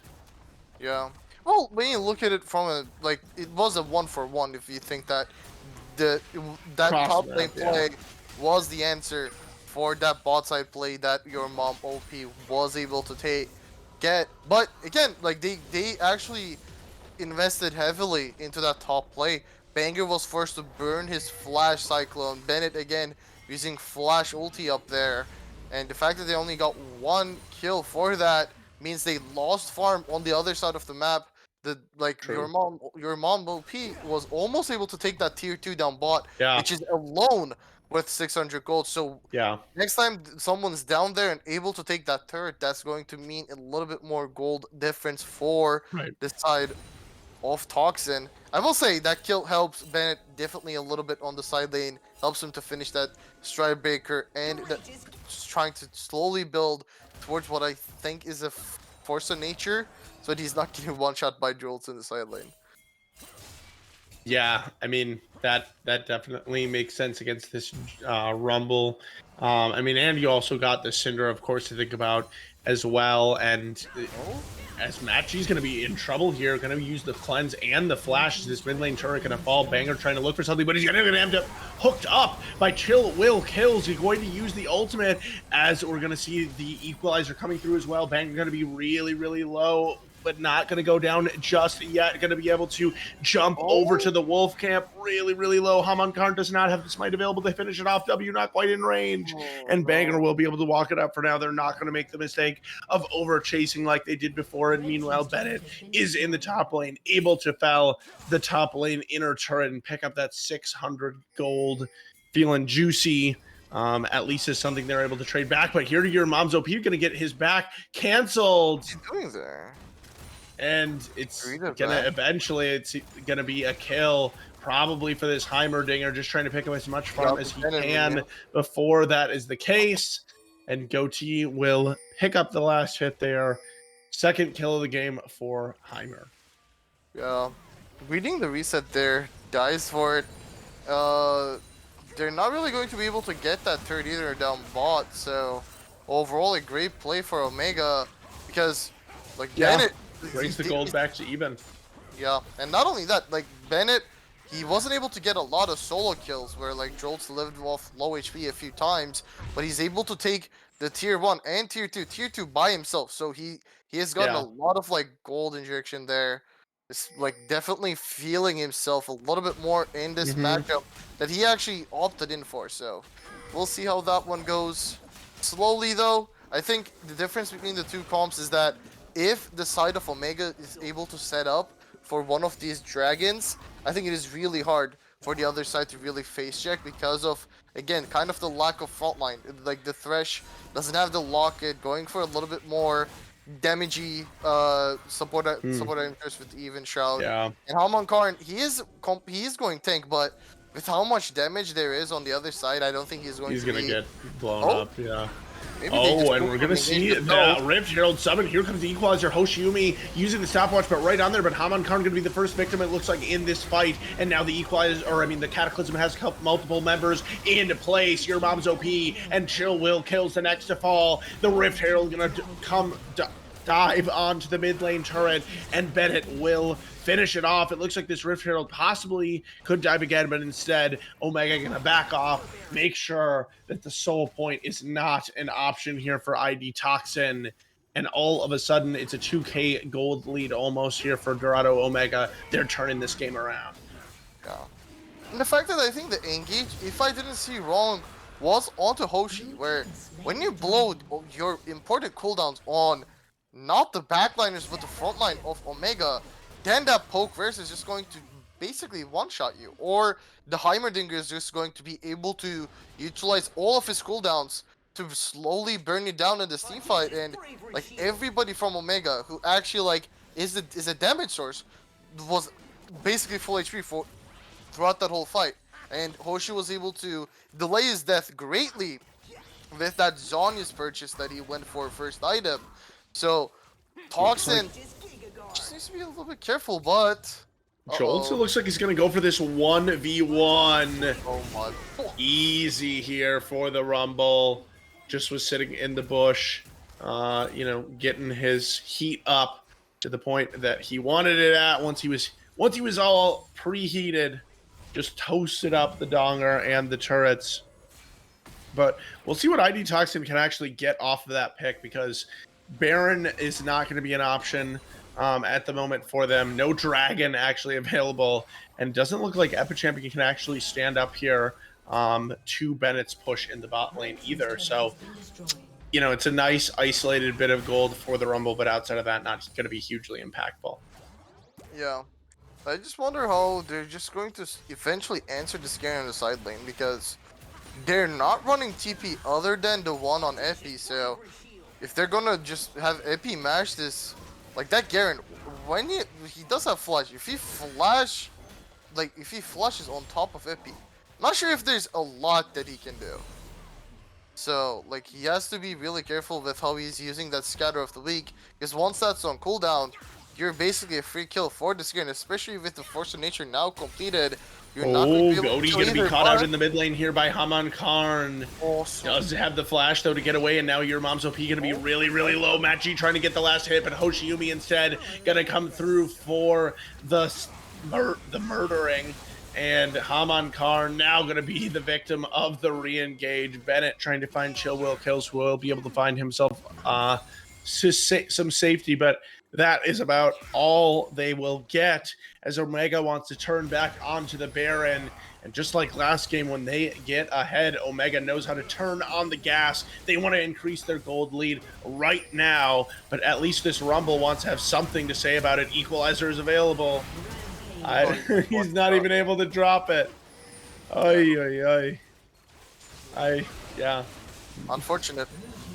Like, and this is why, like, they were able to create a lead earlier into the game, but this is where the team comp starts to kind of crumble around, because, like, your Tristana is a champion where, like, you want to jump in, but, like, we saw it there. You're jumping into a Heimerdinger Varus where he got hit by the chains, and Goatee just dishes out as much damage as he can, even if your mom's OP flashes. He's still brought down to such a low HP where one more piercing arrow, one more like just even auto attack from Machi would have killed him, and it did. And it is just really just not working here, even throughout that early game lead, by the way. Yeah, no, it's true. I mean, it just seems like something.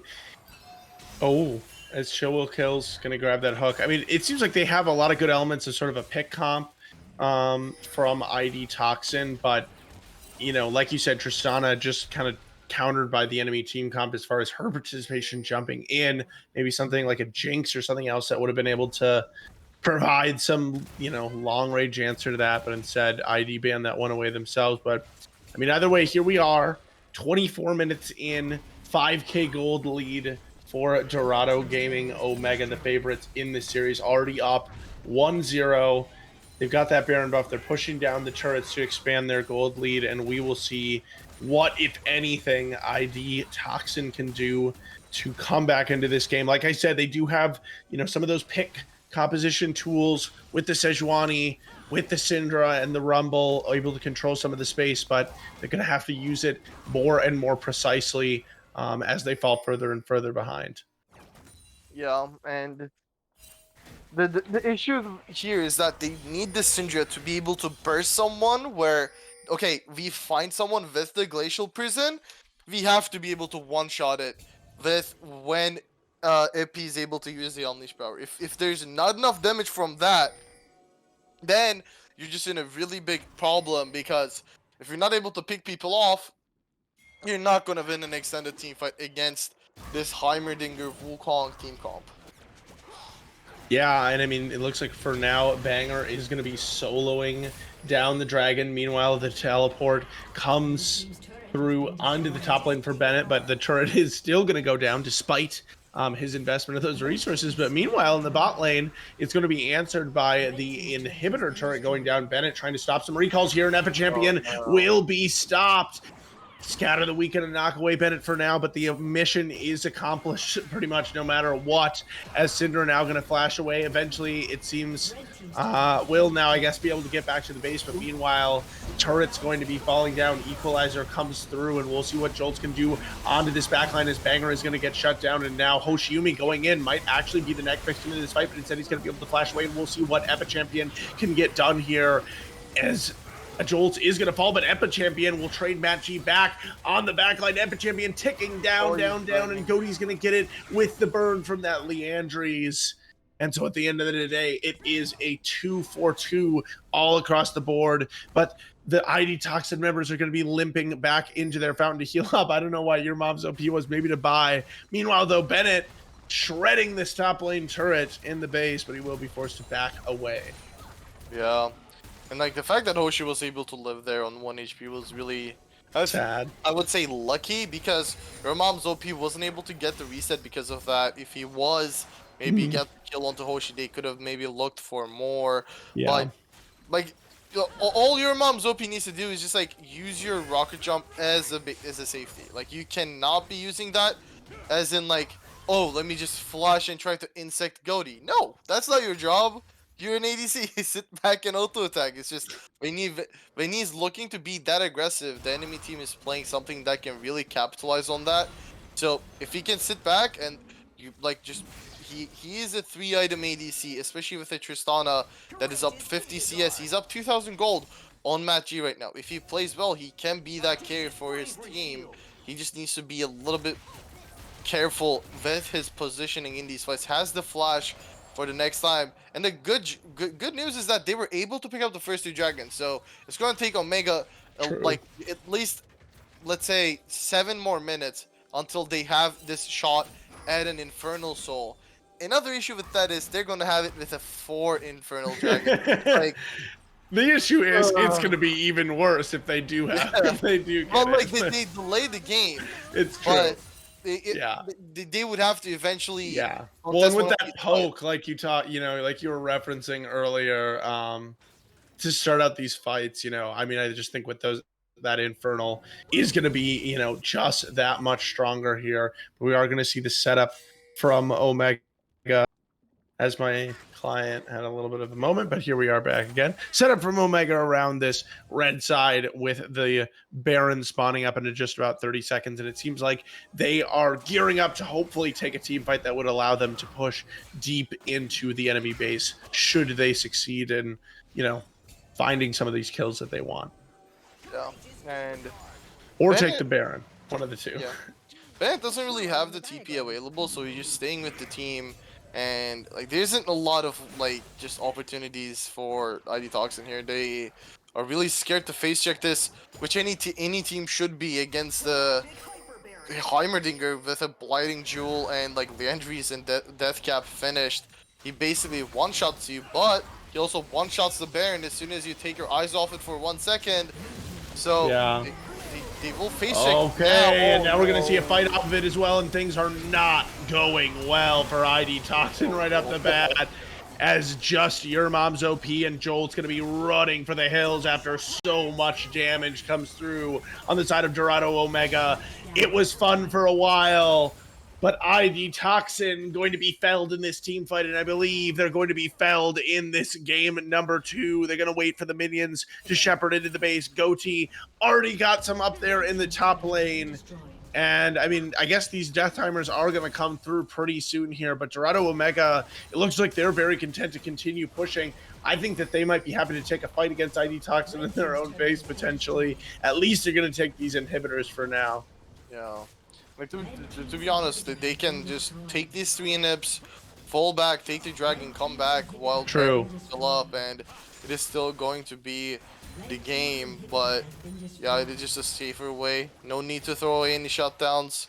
They are up 8k gold.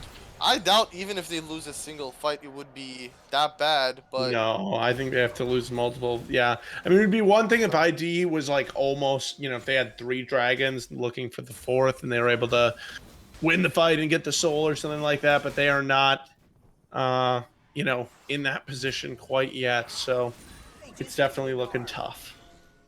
yeah, and I think it all kind of went out of their hand like before that 3rd dragon, where Banger was able to get a triple kill on that Wukong into that mid lane fight.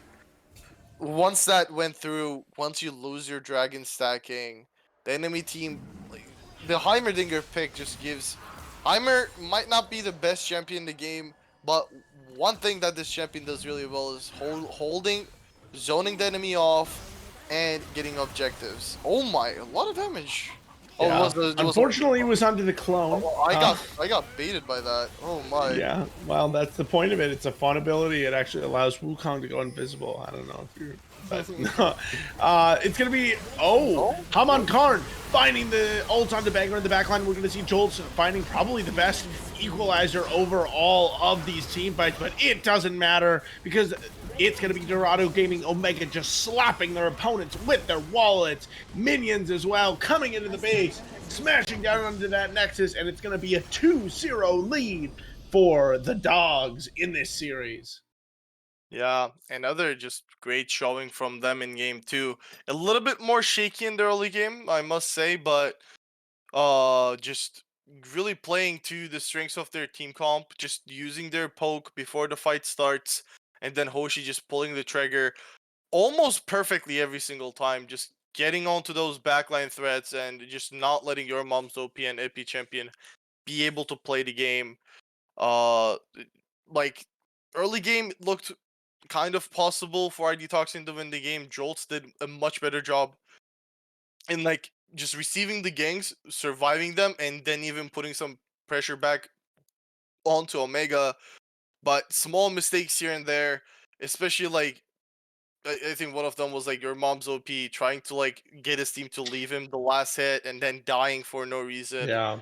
Like those are small things, but they kind of add up eventually. Yeah. Was just like that was Matchy's first skill into the game where he was like pretty far behind. So just small mistakes, but Omega I think is a team where they can capitalize on your like few mistakes. So we will see how that goes for game 3. Yeah. Game number 3 will be coming up. It's all on the line for ID Toxin here in the CCS Intermediate League quarterfinals. We're not doing double elim this time. That was not a good idea. Flay was wrong. Everybody write it in your notebooks. A lot of games. At least from the production standpoint, I just want to, CCS is ending anyway, so I just want to say I told Flay it was a terrible idea, but he did not listen to me. I told him that the people didn't know what they wanted. He did not listen to me, but anyways, with that, keep that in mind as we go to a break here, and we will be back. We'll see if ID Toxin can claw their way back into this series, or if Dorado will clean sweep the 3-0. Don't go away. We'll find out when we come back.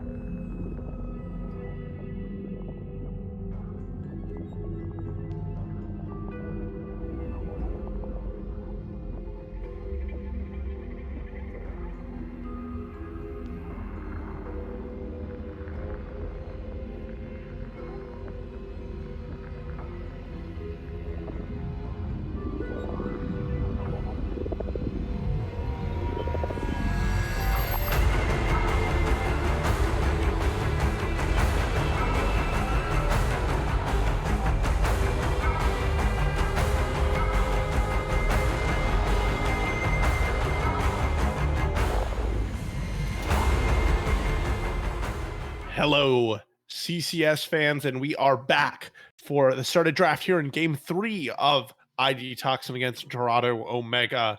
And as we inch later into this series, I have become seated because I am weary from a couple of games here that, the second one was a little bit more competitive. And it looks like ID Toxin will be back over onto the red side once again here. That worked out for them a little bit better in game 2. Not quite well enough, though, and we'll see if they want to alter their ban strategy at all coming into game 3. Yeah. I don't know. I'm not sure if they're Maybe gonna. not. I mean, I don't know. Well, it's just like the Omega didn't really play the same. Well, they did they play like I would just ban Heimerdinger. Not gonna lie, I just feel like ID doesn't really have a great answer to it, and it's been just it's been too prominent in the series. Yeah, I Yeah, think it's better off just try to play against something else. Just puts a little bit too much pressure whenever you're like trying to contest objectives, and it takes it a little too fast. But again, I guess we should mention that there is role swaps. So I don't know if they that's a really good point. think it's worth banning some of these terms. They ban Dojo's Jinx, There you the go. Yeah, the they're old afraid of feared, it. the old feared almighty Dojo's Jinx Hey, getting banned first phase. The Gragas is good Gragas. though. Yeah, Gragas locked in here for the first pick. Definitely could have some flexibility here. I know Goaty played it recently in the solo queue. So Gragas mid, surely an option. The Rumble potentially still available once again for Goaty if that one does make it through this first phase here. We'll see if ID Toxin wants to what they want to lock in. Looks like Wukong could potentially be an option here.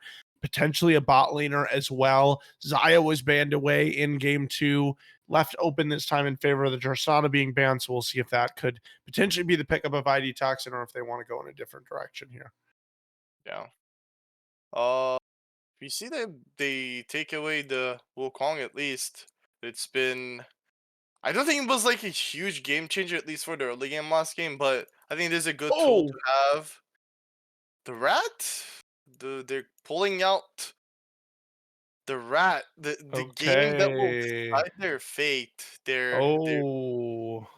And uh-huh. Omega going to immediately respond here with the Lucian Nami in the bot lane. It's going to be Banger and Matt G picking those that up, arguably the strongest bot lane at 2v2. And I mean, I think Twitch could definitely have a difficult time dealing with that one early on. We'll just have to see. I mean, it could also be Twitch support. True. Could be a thing. So, Yeah.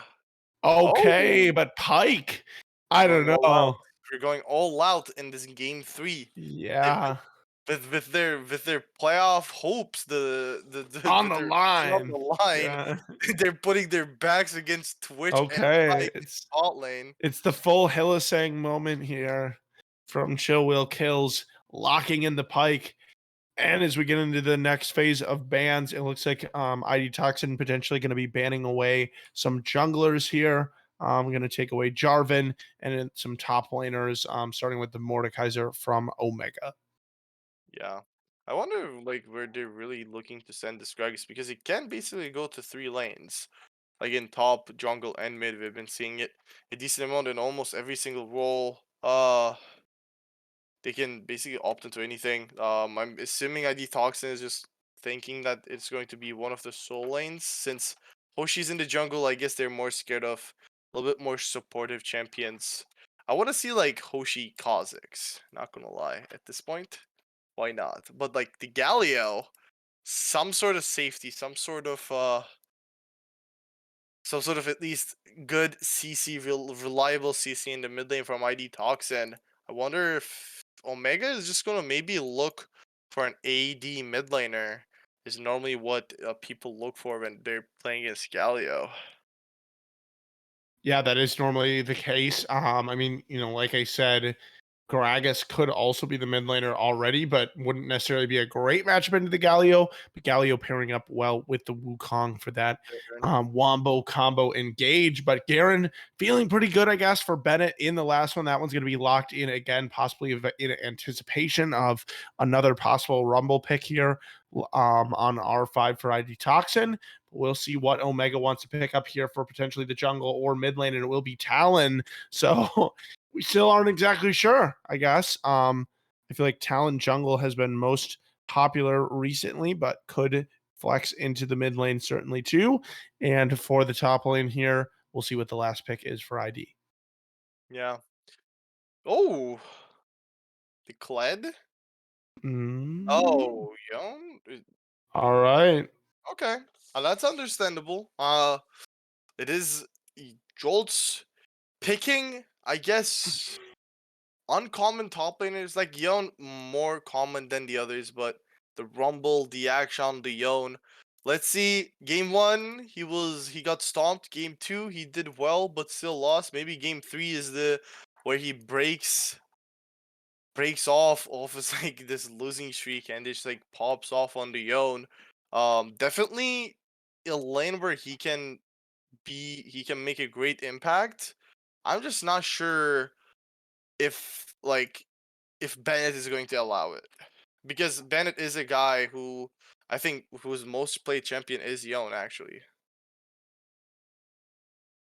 Yeah, I mean, I was gonna say it's I was almost thinking that it was flipped around when I saw the own locked in, but yeah, trying to use Bennett's biggest tool against him. So we'll see how that goes in the top lane for Jolt.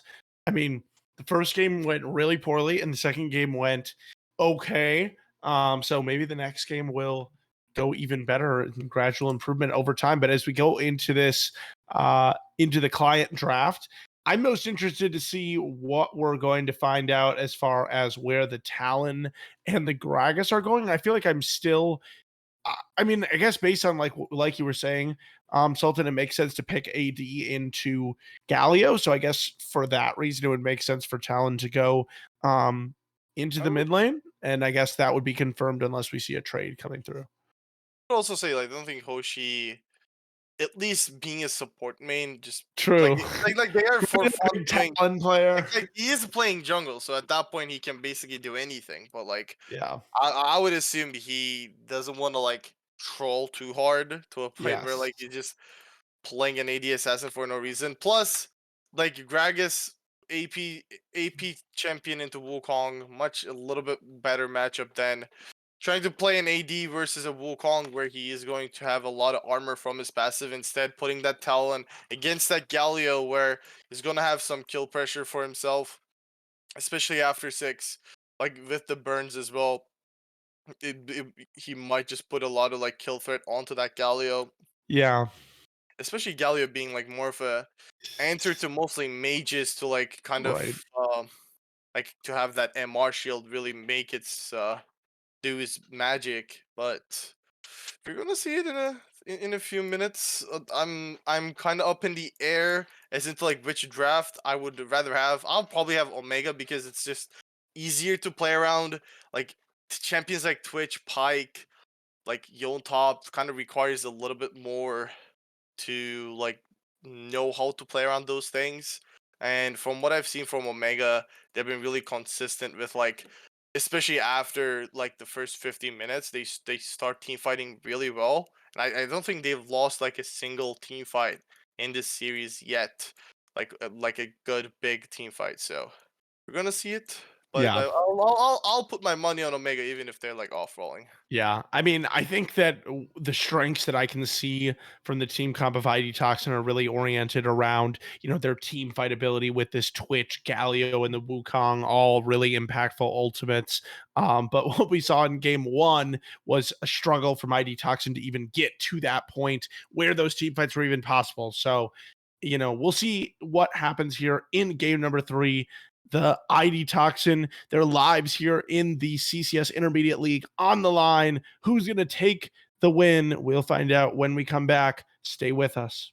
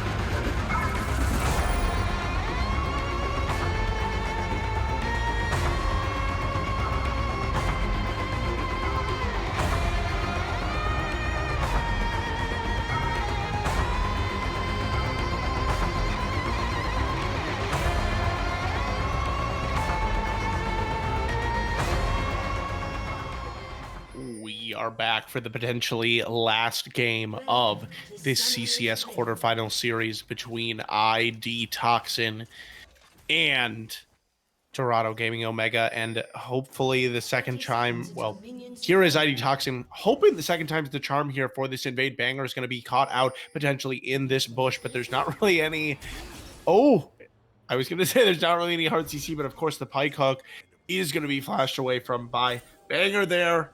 So, wait, am I seeing something? Oh, no, it was not flashed away from. He just took the E, and the flash actually came out from Chill Will Kill. So it's a summoner advantage in favor of Omega right away. Yeah, they have that. I'm not sure if they're gonna sweep this on their way out. It is warded, so they would get 2 wards for it.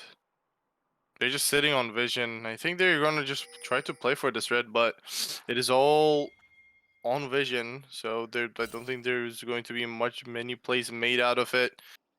The Nami though, wait, Yeah. Matt your mom's G. OP. Could he be in a rough spot with Matt?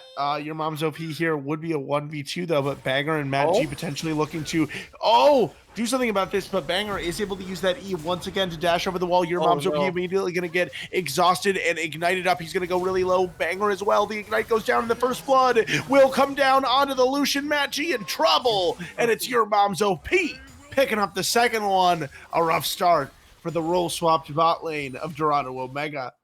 Yeah. I think they thought they didn't see that ward definitely. So and we got the cheers in all chat from Your Mom's OP for everybody at home, as Brankles would say.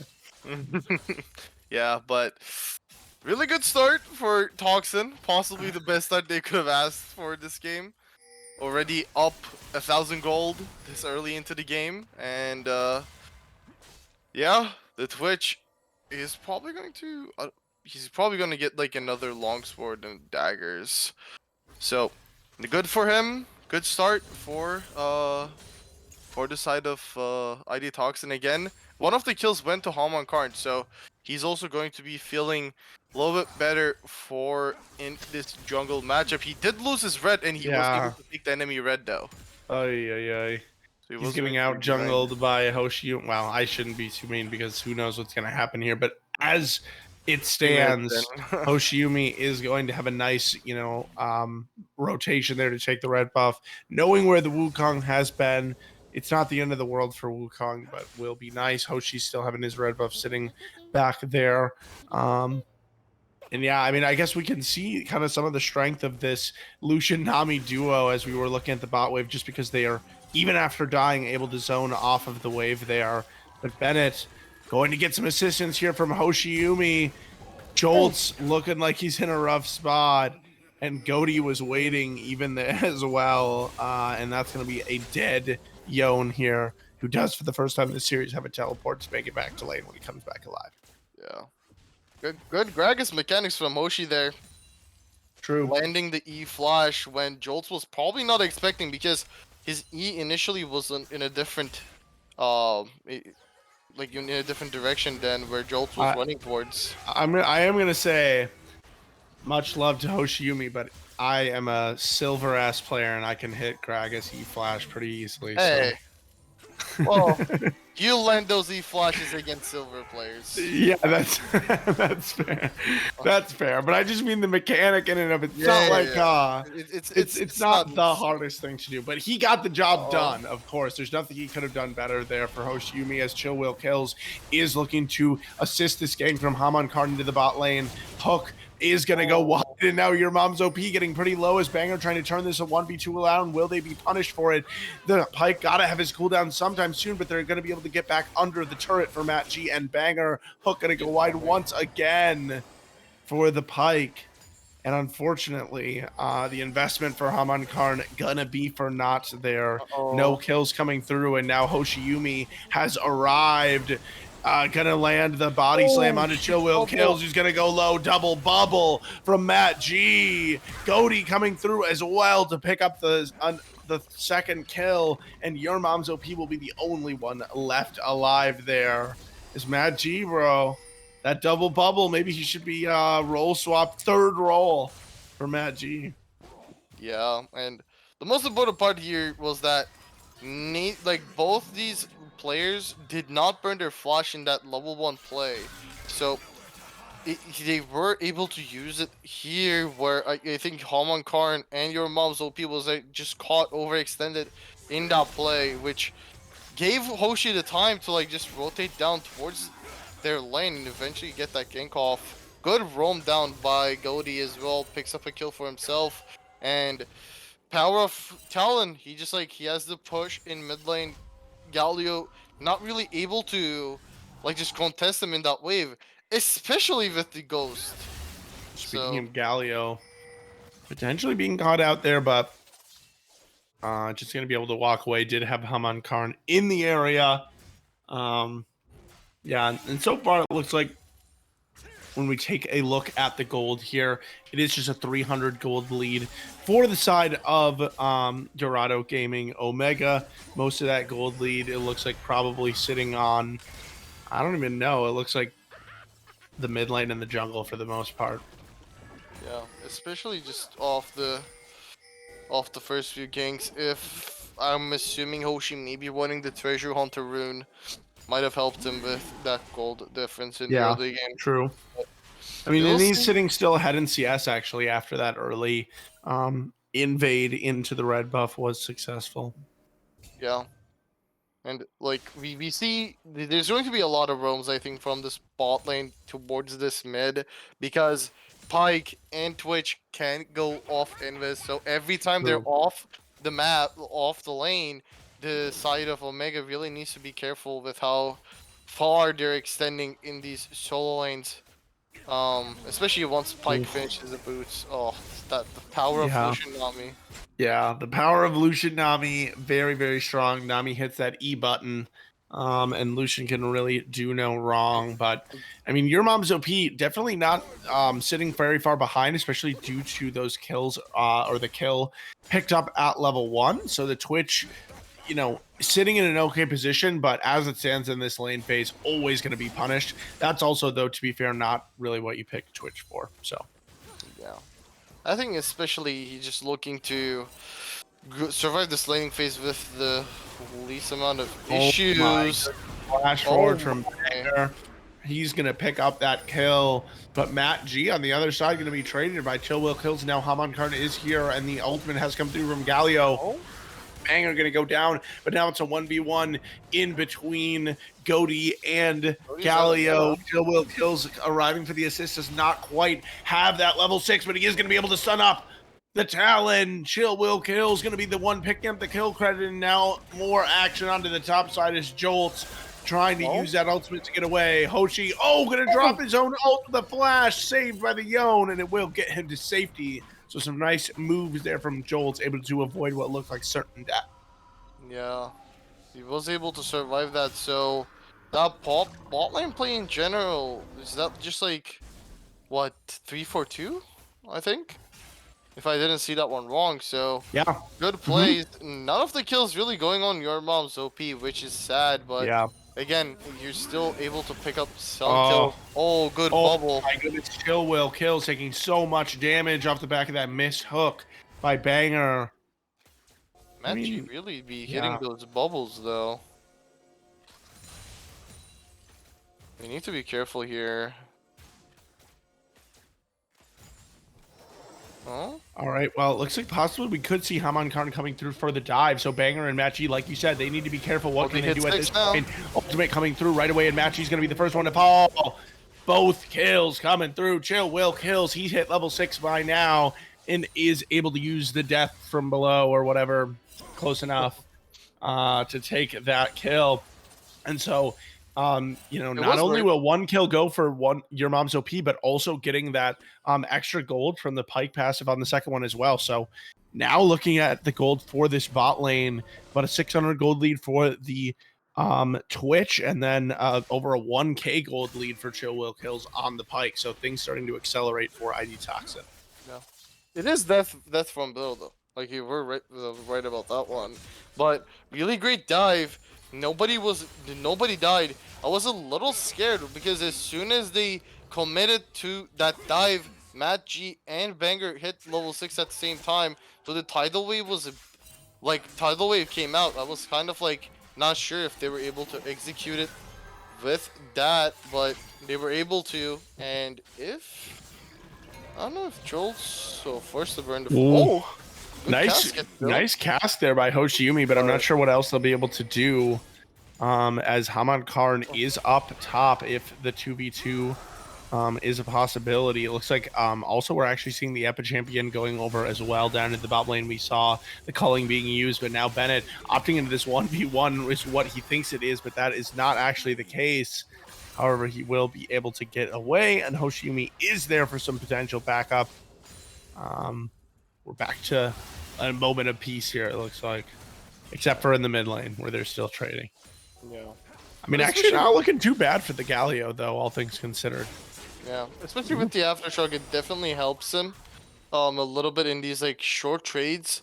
The only issue is after the aftershock like really pops out and like he loses the resistances. If Talon can keep going like with the bleed, with the ultimate, then it gets a little scary for Ippy. But until now, especially just like he's walking up only to clear the wave, so he just clears the wave, backs off. And he shouldn't be under too much kill pressure. I think this Talon will just be more used, especially around these like objective team fights if we see one soon, where he's like maybe coming from the flank. Twitch extremely squishy target, so he's definitely going to be able to one-shot him with the Prowler's Claw available. Ooh, and there is Goaty jumping in. Speaking of that Prowler's Claw, instantly teleporting back into the mid lane to catch the wave. And that's what I call efficiency coming through from this Talon. Yeah, I didn't even realize yet. Chill Will Kills, though, trying to look for this 2v2 in the bot lane. Your Mom's OP going to get jumped on by Banger, who's now going to have to flash away. Haman Karn is here. He's going to take the last hit on Banger, who goes down. And now you have Matt G falling as well. And, you know, all of a sudden now this bot lane is starting to look like a problem. The Lucian Nami that generally should be so far in lane, fallen pretty far behind by this point. And it's not like they're going to be useless later on, but your Mom's OP probably going to look pretty scary, dropping those spray and praise later in the game with the Blade of the Rune King already completed. We'll see what he tries to go for next. Schultz does not look like he's winning this trade. Careful. Yeah. Justice is available for the Garen. Like I think the biggest difference here is that Hoshi has been. He did pay a visit down bot once, but the main objective of him has been like playing around this top lane, put a lot of pressure on Droltz. So like they did bring him down, and like he's possibly just out of the game here, but this Twitch 3-1 and 5, and those 5 assists, like some of them are just like kill gold given over as well by the Pike ultimate. So that Twitch looking really scary. Again, they are off roll in that bot side, but going 2-8 early game into a Twitch Pike might prove to be troublesome come mid game. But again, if they can like kind of stall the game out, Lucian, not the best scaling ADC, but I think this support role definitely might outscale. Chivalry Kills not landing a lot of the hooks, but mainly just making use of that off his E and the ultimate in these small trades, just because of how squishy the Lucian and Nami are just right now. So they're able to make some plays for now. Joltz is really struggling up there though. Yeah, I mean, I'm not exactly sure where this Yone fits into the team comp later in the game, but we'll see. And I mean, all things considered, is less than a 1k gold lead for ID Toxin, which is something that we saw earlier in the game last time as well. But I think the key difference, as you highlighted, Sultan, with 3 of these players off roll from Dorado Omega, I feel like it gets a little bit more difficult really later the game goes on as far as understanding your exact role in these team fights. You know, some of these concepts that if it's the position that you normally play all the time, you probably have some muscle memory for, but not going to be the case here as Matchy's going to walk up to that brush. We'll be able to get the bubble off on Chill Will Kills. He's going to be able to get away for now, but Goaty now going to be the target. Oh Actually going to be my able to pick up the God. kill on the Chill Will Kills, who's so squishy. He's going to jump away. No kills picked up so far for ID Toxin for now, but Matt G Oh, probably no. going to be the first kill. Your mom's OP this time has the flash to pick up that last hit. Not going to see any disaster repeat of last game. We'll see if we see anything else off this engagement. Bot turret getting pretty low, but they don't look like they're in a huge hurry to get it down. Next wave coming in, though, means they should be able to grab it. Goaty, bait sealed, not available for Yon, but he's not even going to need it. Flash instead, and it's a shutdown onto the Talon. Yeah, I was gonna say, like, at this point, Banger and Matt G dying doesn't really matter too much. I don't think they're giving off too many gold. But the shutdown going over to the Yon, who was kind of zoned out of this game by, like, Hoshi and Bennett tries up top, picks up a decently big shutdown, 500 gold given over. He's able to finish his Blade of the Rune King. If I didn't see wrong, your mom's OP was just able to one-shot Banger there. Like, Yep. I think he just pressed R and like Banger was just like gone. Especially after the first 3 auto attacks procs the board, you're basically non-existent as the Lucian. Not much left to do afterwards. Like, these team fights, I think they're definitely winnable just because this talent can still one-shot the Twitch. If he has the angle, he can just one-shot the Twitch and get away because there's not too much peel for this Twitch other than maybe the Galio, which most of the time will be looking to be in the front line and just looking to kind of engage, right? Like, he's one of the few reliable CCs that they have on this team comp, so...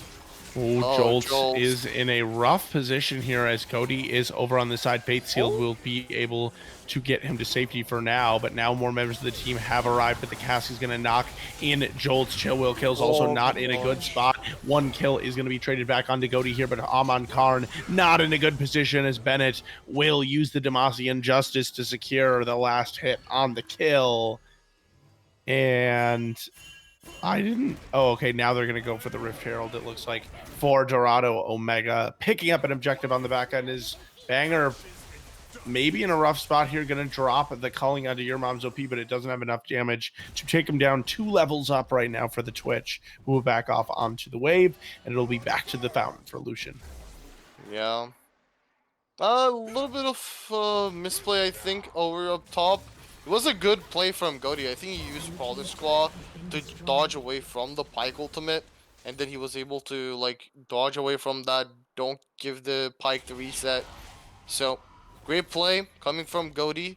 Still goes down in the end, but, like, 1 for 3, especially with how things are going down bot, much needed 1 for 3 up top for Omega. Hoshi looking strong, 2-0-4 on the Gragas, like, up in CS as well, so doing a great job up until now. Bennett, again, ahead compared to his counterpart in this game. Goaty doing well. Goodbye, Matt G, as Your Mom's OP is going to use the spray and pray there. Yeah. Easy kills there as the Nami. Going to look like a really extra squishy target. Again, you know, it's kind of another one of these picks that, I mean, I guess actually with the dragon up, it looks like it should be ID Toxin grabbing the second dragon in the game. So nice job translating that pick on Matt G into some results here, and the dragon stacking will continue at least for this point. As Banger potentially in trouble. Ooh, Banger. I feel like Banger may be looking like the biggest victim of this role swapping so far. Yeah. He's had some aggressive good moments, but I will say, yeah, like, we all saw it.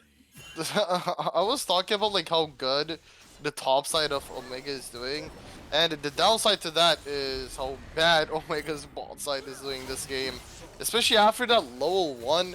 I think it looked not too bad for them for some time in the lane, because there were some positions where they were able to put pressure onto this Twitch, onto Your Mom's OP and Chill Will Kills, but, like, especially after the gank from the Harman Karn in the early game, where And after the dive, I think it was kind of a. Oh, Hoshiyumi's going to be the until- target here good first, but basket. some really low champions here on the my. side of ID Toxin. We're already going to see 2 falling in trade for 1 and another double Matt G. from G is second of the game as Your Mom's OP struggling to get that last hit, and instead it's the last hit going over to Goaty, who picks up the 800 gold. Shut down.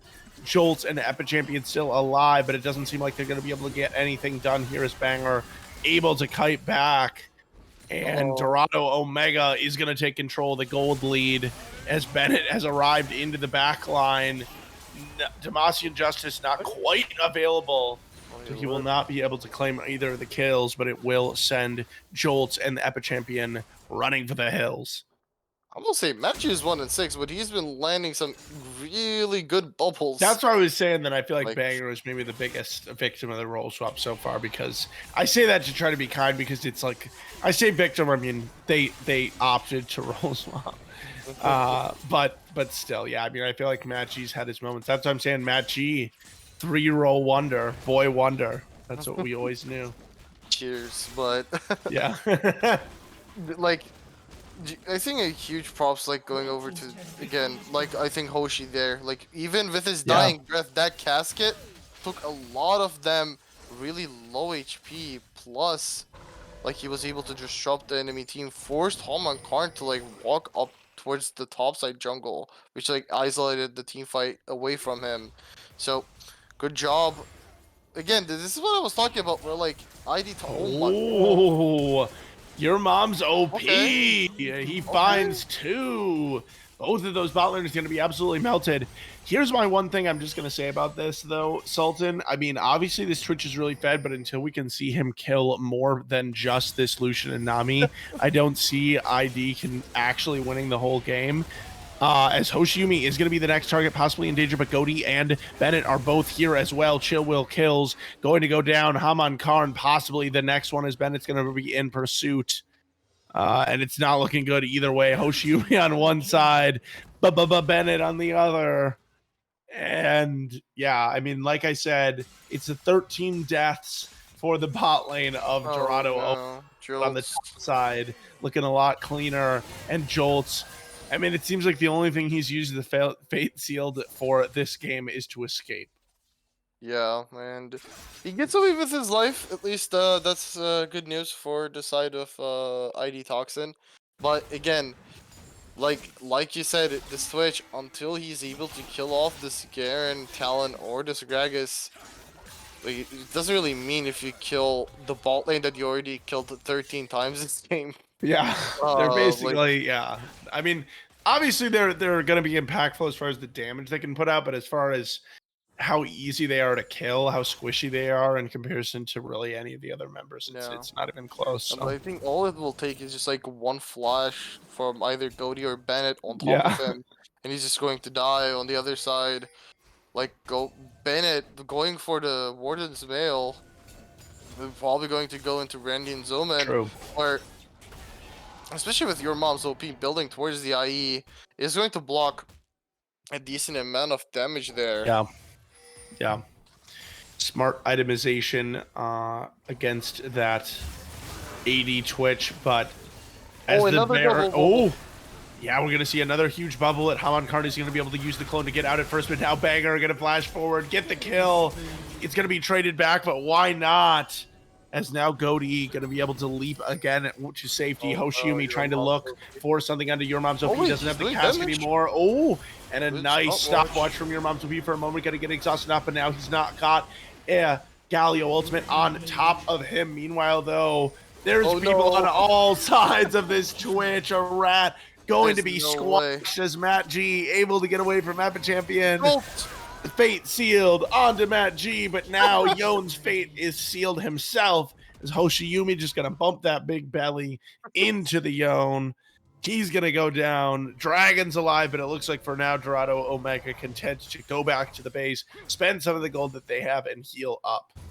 Yeah, Your Mom's OP after the initial kill, getting a little ambitious there, just like trying to hunt down Hoshi. Great stopwatch by him, like to block off that belly slam, but you know, Like when you're stopwatch inside, like in between like 4 people, you know, kind of rough situation to be in. And now we're going to see Goaty fishing for something here. Yeah, but Omicron not gonna trying to fish. wait. Doesn't look like he wants the Wukong. Maybe waiting for a squishier member. Probably the Twitch, I guess, would be ideal.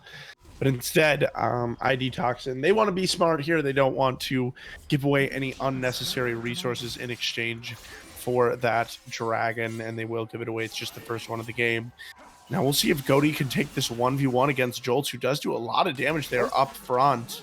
Not Interesting taking that any in Jolts is return, that but scared. Hoshiumi is here. Can Jolts do anything? No, because the burst is huge between this Talon and Gragas. Oh, That's going to be another dead Yone once again. Your mom's OP, meanwhile, going to get bubbled up.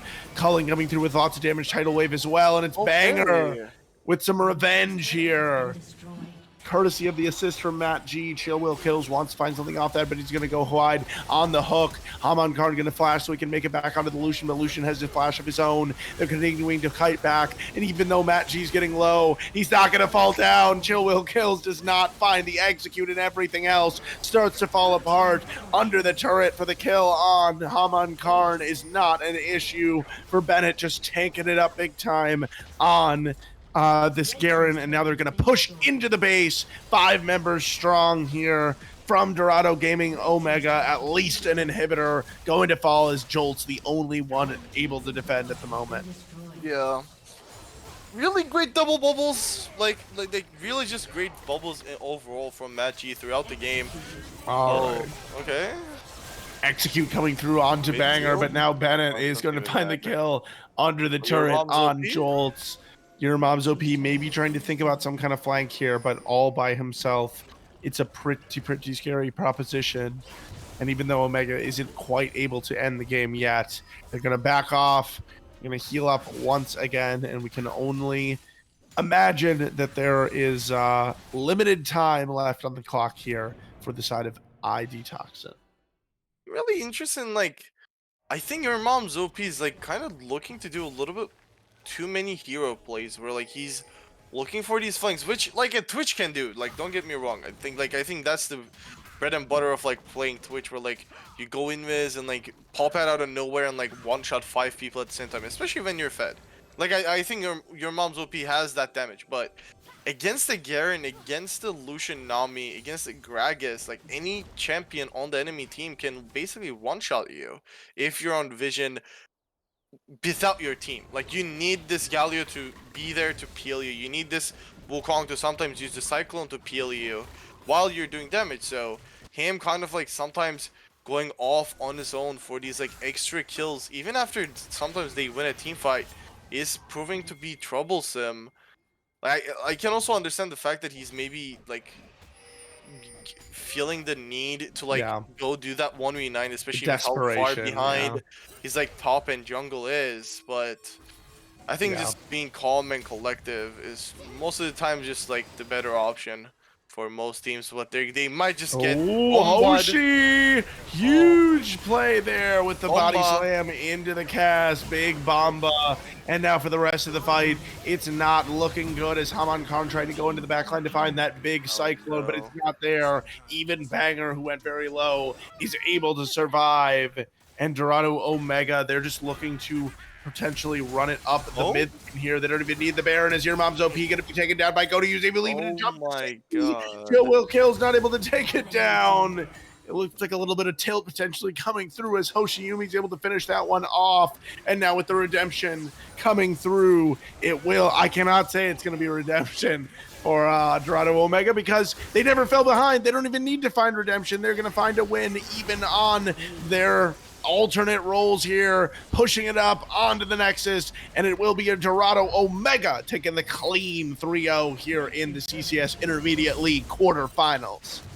Yeah, and last casket's gonna come to finish out the game, but I think it's just been the same story for the most part this series. It's just in general, just the solo lanes of Omega just consistently outplaying their counterparts.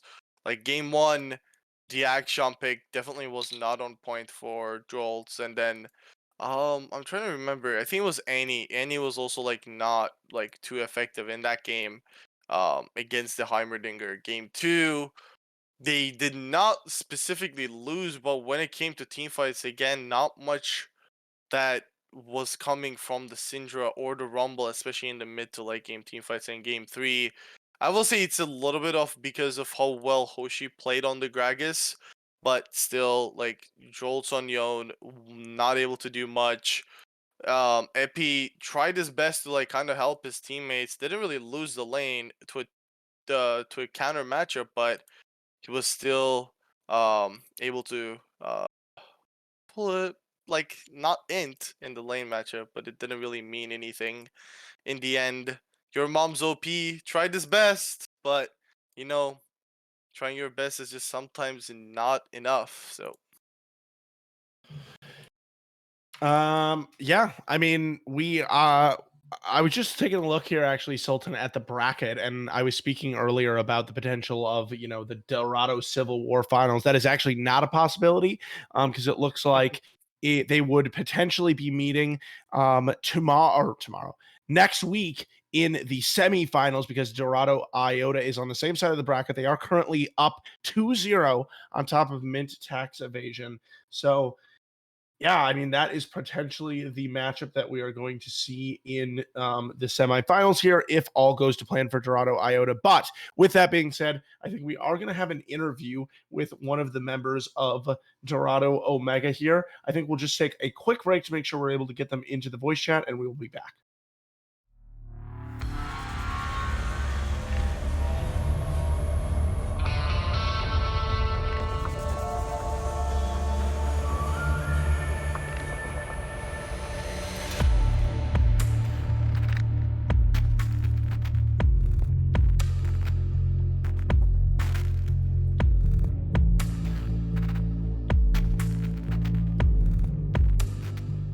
We are back after an extremely short break, and we have the one, the only, the boy wonder, Matt G, here on the interview after a 3-0 victory over ID Toxin. How are you feeling, Matt G?